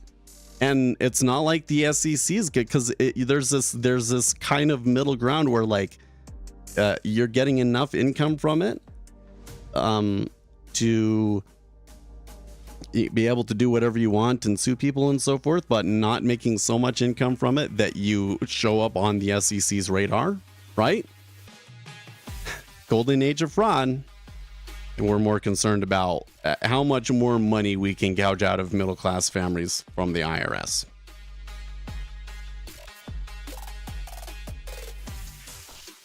Does China have treasury? Well, they don't call them treasuries, but yes, there is a bond market in China. We do not have access to it right now. They've been trying to make that market more open to foreign investors, but my understanding is that we don't have any access to those Chinese markets yet. Maybe someday you will be able to trade on the Shanghai exchange and it'll be fun. But well, the 10-year didn't completely claw back the move, but the 30-year did. They're still at 3805. So my issue again is I feel that the treasuries are headed towards 4%, but I don't actually know, like, I'm not sure that we should be in the situation where like we go to 4.25 like we did at one point, right? So maybe it's somewhere between 3.75 and 4, and I don't know where it should be actually be.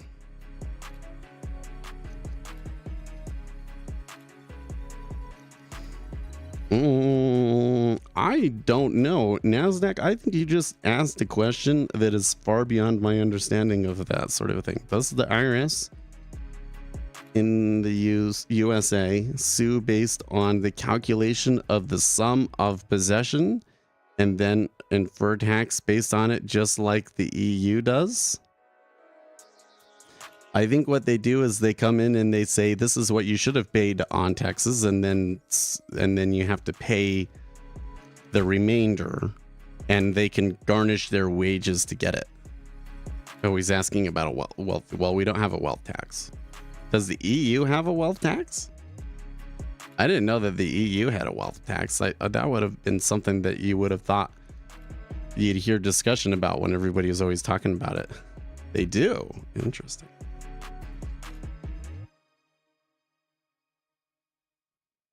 Well, now I need to go and read about this. EU wealth tax. Because this is why all of the rich people are leaving. Oh, I see. As today's map shows, only 3 European countries levy a net wealth tax: Norway, Spain, and Switzerland. Switzerland? I thought that Switzerland was like a bastion of freedom in the middle. No? How does Switzerland maintain its that kind of, I think... Oh, so there are some other countries that do levy a wealth tax on selected assets.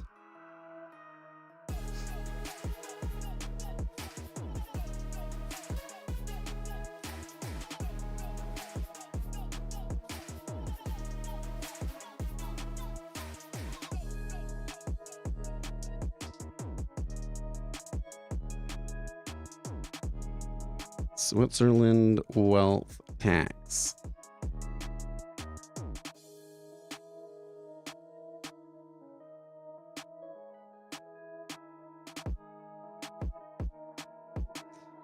Oh.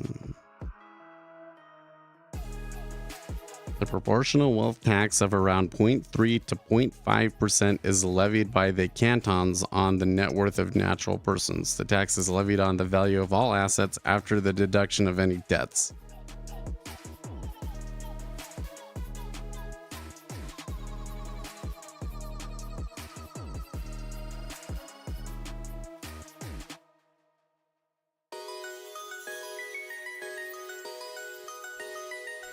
I really like here's the thing. We're a constitutional republic in the United States. So we have a constitution, rights are protected. And we elect representatives, and so we've kind of all made agreements, and our representatives have decided that we have taxes. You know, they did things like they created Social Security, etc., etc., etc. And it seems to me like you can't really have a modern state in the form that's necessary to create wealth in the modern world without having taxes, right? But you can just see like how it is. They don't. I think that taxpayer funds should be like sacred, you know, and they don't treat it that way, you know. It really is. You're taking like a third of people's labor and giving it to the government to do things. It's just, I just don't think that's right. Taxes shouldn't be that high.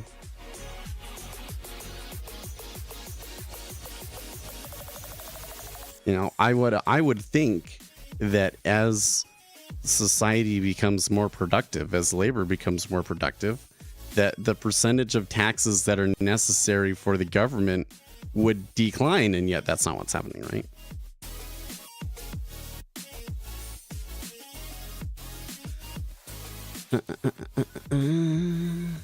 Swiss wealth taxes account for 3.6% of tax revenue, by far the highest level in the OECD.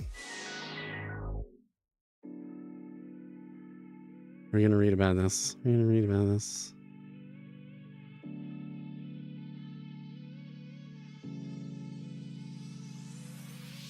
Wealth tax is independent of income and thus not linked to income tax, therefore only assesses the taxpayer's assets. The tax rate varies locally. The 26 cantons and the municipalities each have their own tax rate for the wealth tax. So depending on where you reside, the tax rate can vary and ranges from 0.13 to 1.1. Taxation can be progressive, so as the wealth increases, so does the tax rate, or proportional, i.e. regardless of the wealth, the same tax rate applies. Different exemption limits. The cantons and municipalities have different exemption limits for wealth tax. If the net asset value is below this limit, no wealth tax has to be paid. Both Swiss citizens and taxable individual persons living in Switzerland are subject to the wealth tax. The tax is net worth. That means that all sorts of liabilities, including mortgages, credit cards, loans received, are deducted from gross wealth. Since you have to declare your worldwide wealth, you also deduct your worldwide debts, especially mortgages of foreign real estate. So that encourages people to invest in a lot of real estate abroad so that they can protect their assets. I gotcha.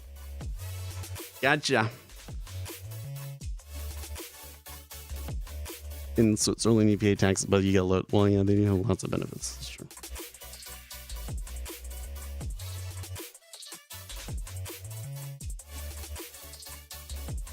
Malaysia has a cheaper healthcare system, but it'd be 0%. Really? Well, now I know why some people live in Malaysia. Isn't that where Peter lives? From Jigsaw? It's in Malaysia? Maybe it's for tax reasons. I actually, I haven't had the chance to talk to Peter too much, and not really about that, but I think he has maybe mentioned it once or twice, and it sounds to me like he just genuinely lives living there.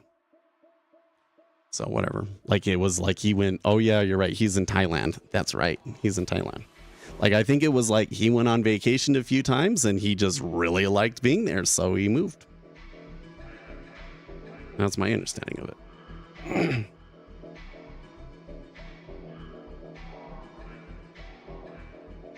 Okay, let's see your taxable assets. Cash, shares, precious metals, bank accounts, life insurance, real estate.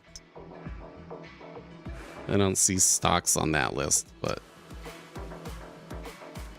not taxable. Furniture and clothing and stuff.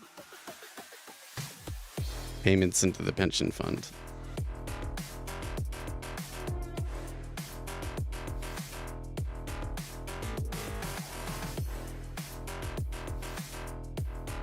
If you own real estate or land abroad, you must declare it in your tax return. Although they are not added to your taxable assets, they do influence the tax rate. They therefore are considered for the tax progression.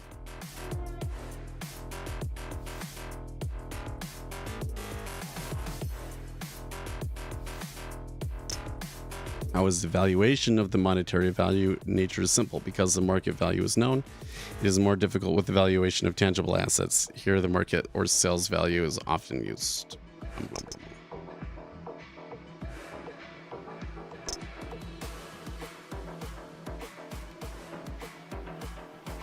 Thailand is better than Malaysia only because they give beautiful women to play with for what?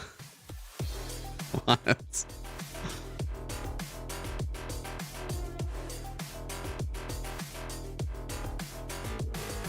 And the rice there is spicier. What? Okay. I was watching a video the other day about China, and they were saying, like, okay, like, Chinese people, they don't engage in polyamory sort of things, do they? And this lady was like, actually, they totally do, because China definitely has like a mistress culture. So like you get married and you'll have girls on the side that you just keep secret from your wife, and that like basically all business is done in what essentially sounds like brothels, but like there are businesses that are specifically engineered to be like social lubricants to help business deals go through, and that includes there being a lot of women that are just really nice to everybody there, and then yes, if you want to sleep with them, you can. It's like, wow, okay. It's not like it's not anything that we don't do in the United States, but it was kind of interesting.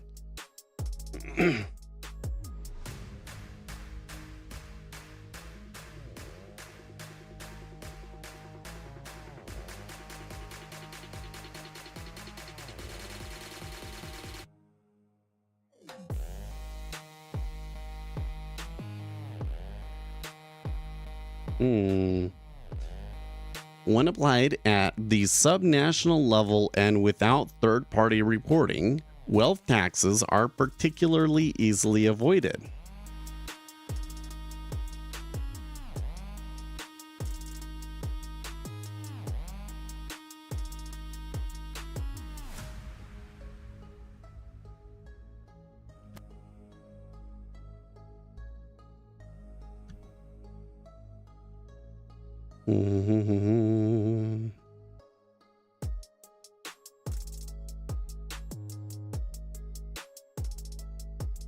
McCarthy says they made progress last night on the debt ceiling and the treasuries get creamed back down to the other side.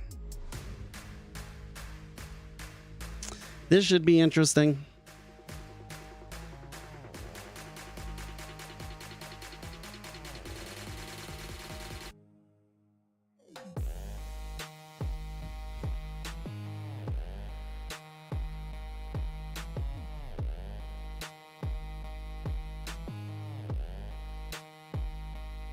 I know. So the amount that the wealth tax is in Switzerland is quite a small amount. Like it's less than 1%. You know, it's like 1/10%. That seems like a lot less than some of the numbers I was hearing when people were proposing such a thing in the United States. But I think that it would be a bigger problem in the United States compared to like Switzerland, because the issue that I see still is that orders drive markets. So if you're going to tax people's wealth, they're going to have to sell those stocks, and that's going to hurt valuations on things. If you did it to the United States, you know, that would have a much larger impact on markets, and it wouldn't be a positive one. What's going on with mini MQ? Well, there was just a headline about Kevin McCarthy commenting on the debt limit. I wasn't really paying too close attention. I was reading something at the time when that hit, but the markets did react to it, and maybe that's what you were seeing. Just from closing a debt ceiling hype, yeah. I mean, the broader thing is like the NQ is just like buying like hotcakes, and how is it so strong? Beats me. It looks to me like money is still flowing into tech. Never seen a homeless person in Switzerland, really? I think you gotta be really careful about comparisons between countries in the European Union and the United States, right? Because for one thing, the United States is just different. But the other thing is that a country over there is a lot more comparable to a state in the United States, right? So there are some states in the United States where you hardly ever see homeless people, yeah. And then there's places like California where they just are like, it's like completely taking over some areas. So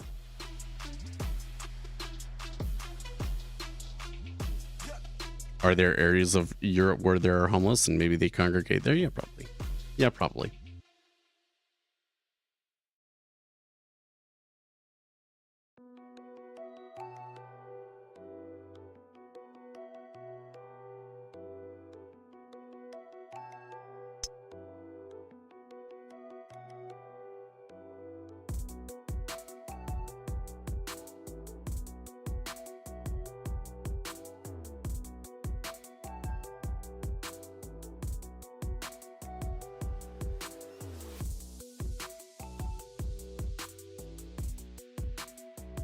What I'm seeing here is that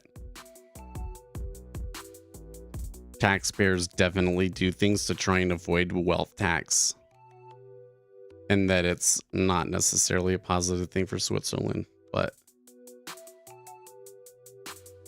not a wealth taxes exist in some tension with banking secrecy in Switzerland. That's kind of weird. That's why I was like, why in Switzerland? It doesn't seem to make much sense.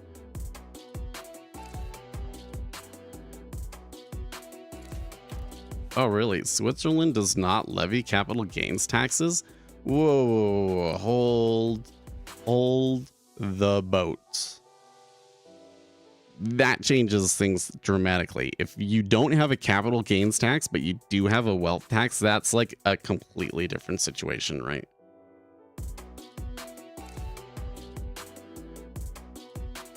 Because I would be willing to trade a small wealth tax for no capital gains taxes on people making less than $1 million, let's say.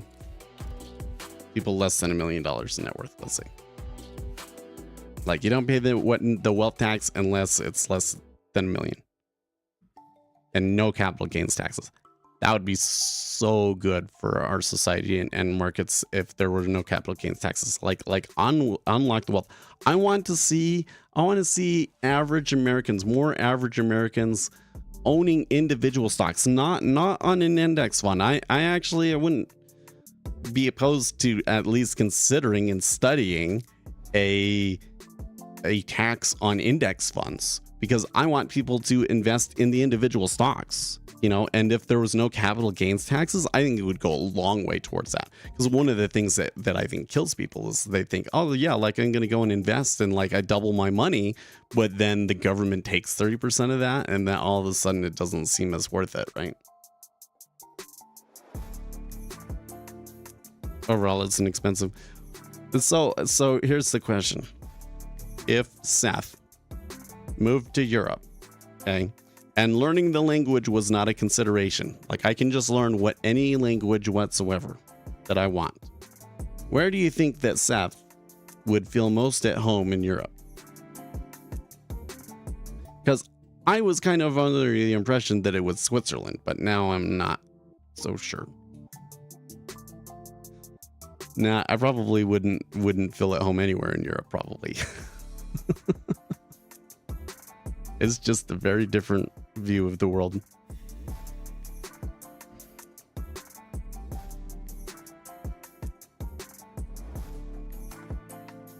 Oh no, yeah, Kevin, there is the large meta orders have been going on all week in NQ. Germany, Austria. Like this is one of these things that we got to remember. I don't think we really realize the significance of this statement. Models of markets to try and explain trends. The idea that like you see it moving up and so you decide to buy, and then that causes it to go up, and other people see it so they decide to buy, and this kind of excitation model of trends does not match the way that the market actually moves. And in order, the best model that we have that captures the stylized behavior of markets that we actually empirically see is one where there are large meta orders, where there are certain players that have to buy or sell a large block of stock, and that creates trends, right?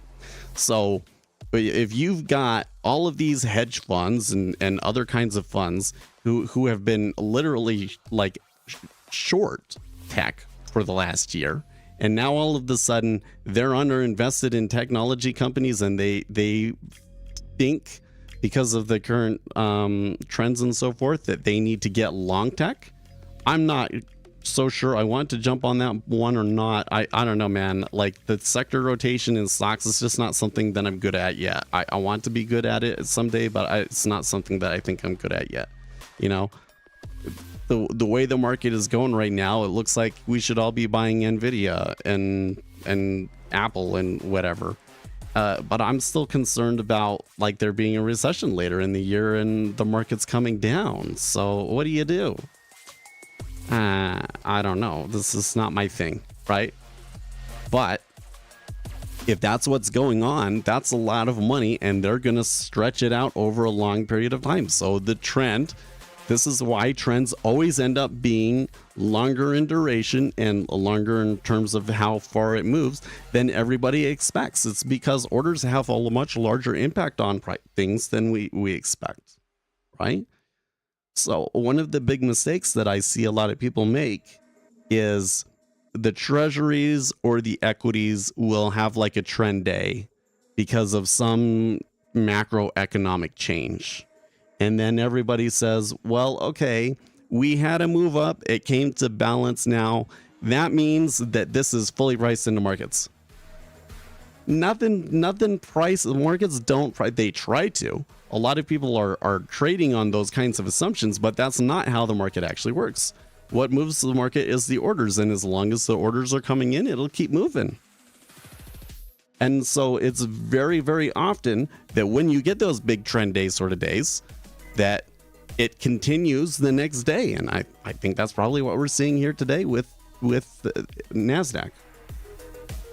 So there's a lot of money that just has to come into it. And it's that simple. What's your view of the Gary Norton method and his method?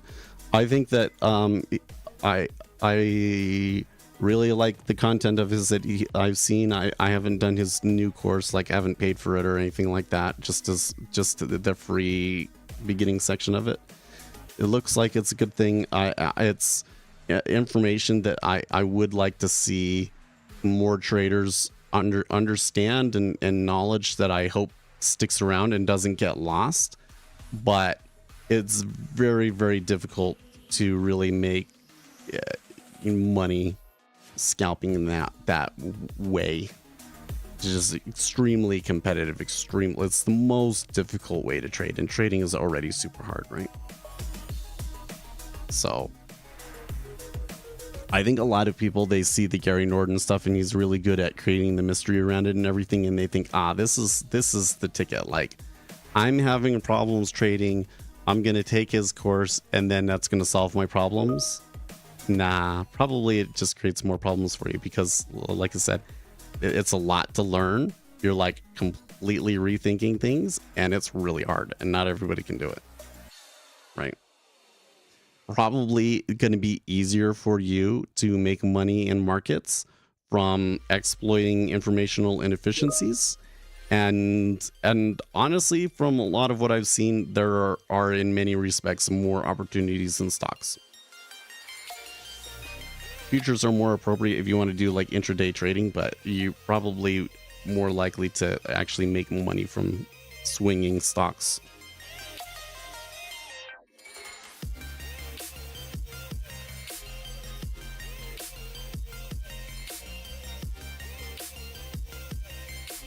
Looks like we got a debt ceiling still today. Well, that sure is like what people seem to be saying. I don't know if that's actually going to happen.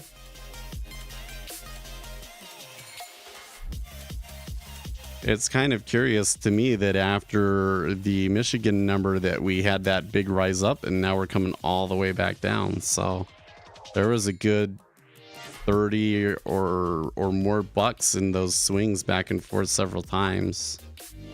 I'm here in a situation where I really thought that the treasury market would be pretty uninspiring. So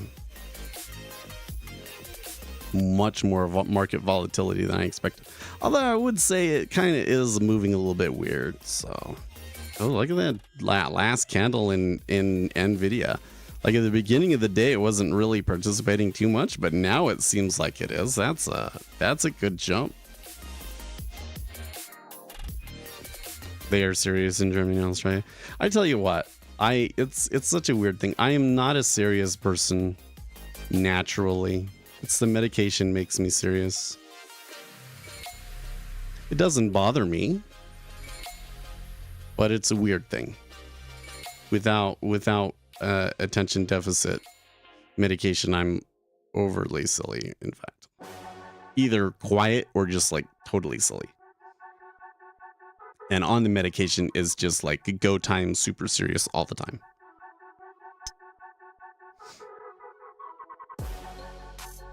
I try and factor that like in my one-off videos. I think so. I've been, saying like when we have days off, I used to stream and program, but I've been trying to utilize those times to do more studying and so on and so forth. And so that's what I'm going to do this time. So I think I'm probably going to record my videos then. So I'm making a video about volume profile. I was reviewing the script and made some big changes to the script. So it's getting there. I think I can get there by Monday. I may also make the one about the smart money concepts and like record those on Monday.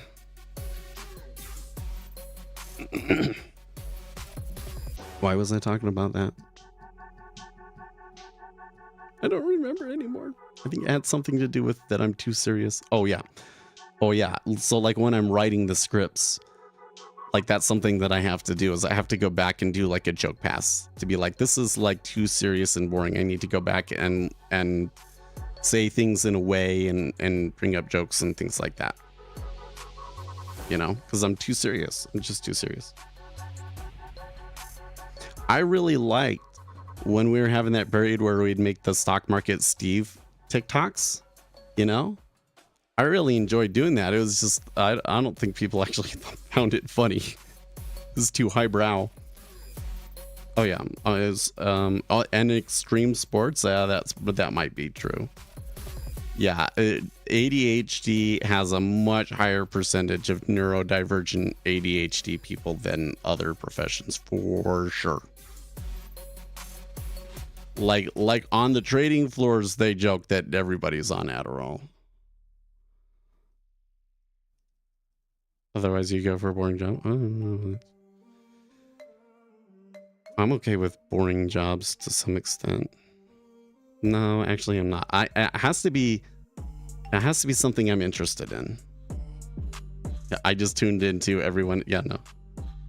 They were talking about. A lot of traders are ADHD, and I was just saying that the joke is on Wall Street is that everybody on the trading floor is on Adderall. So there are many people that are.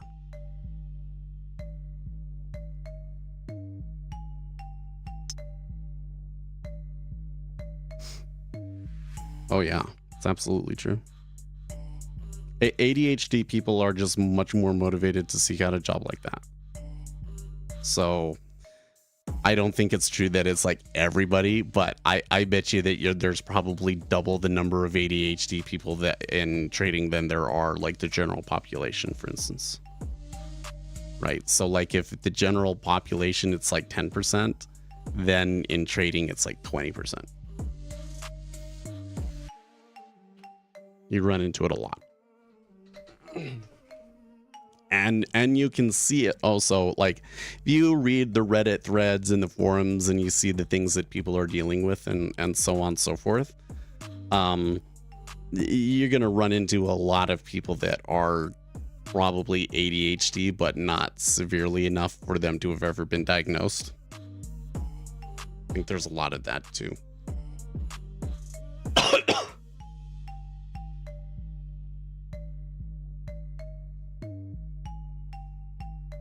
Oh, well, it's almost time to end. Got about 5 minutes. Yeah, I don't know. So if I had gotten a better night's rest, would I have tried trading this? I don't know. I kind of think that with the rollover and the holiday and everything that it would have been a little bit iffy, but I probably could have made $30, so it would have been worth it.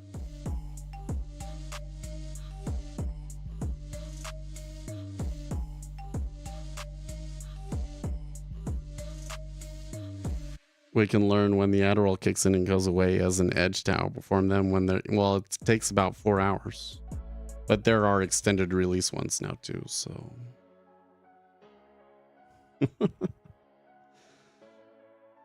Because it's funny you're coming, because I was talking earlier about how we won't have a stream on Monday. Because I'll probably be recording videos at that time. Recording videos and studying machine learning. I need to be taking advantage of those times, and hopefully I'll be able to work on my desk at that time.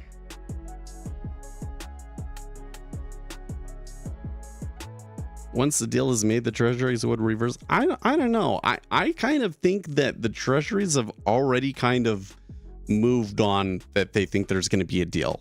So I don't know if the treasuries, of course there will be a reaction, but I don't know if an actual debt deal will be that big of a mover for the treasuries when it happens. What do you mean recording videos? Yeah, we're going to make a video about volume profile and maybe one about trashing on smart money concepts. So I'll probably record those on Monday when I would normally be streaming. I'm writing the script for it. We were talking about the reason we had gotten on the ADHD thing was because we're talking about how I'm too serious. So I'm not a very serious person, but on the medication, I am a very serious person. And I have to, when I'm writing the videos, I have to go back and do passes where I say, we need to make this more funny. We need to add all the jokes and stuff in. Well, interest rates can't just continue. So why not? Wait, why not? Why can't the treasuries go to 4% and just sit there? Like the yields on the federal funds rate is going to be 5.25%, or it is 5.25% rather. And y'all telling me that the treasury yield is too high? I don't understand that one, because spending has to reduce. Well, the debt ceiling deal, it doesn't sound like it's going to reduce spending very much. In fact, it's like turning out to be like a 0.1% decrease in spending relative to GDP. So I don't think that trying to make a prediction based on government spending going down makes much sense. It's not a meaningful change. Republicans are getting upset because it's turning out that the deal is more of like a freezing on spending rather than a clawback. Freeze on new spending for 2 years. Yep.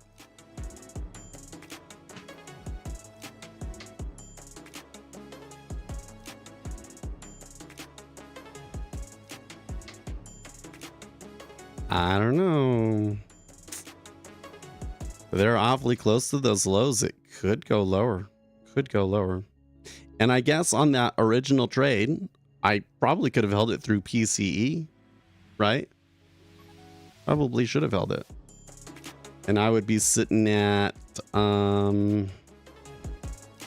let's see here. I got in at 7.5 and got out at 7.7. Let's call it 7.8. So that's $60. That it less 20. So it'd be $80 in the money. And then hold it over the weekend. Nah, I don't know if hold it over the weekend makes sense. So I'd rather close it and then come back on Tuesday and get back in.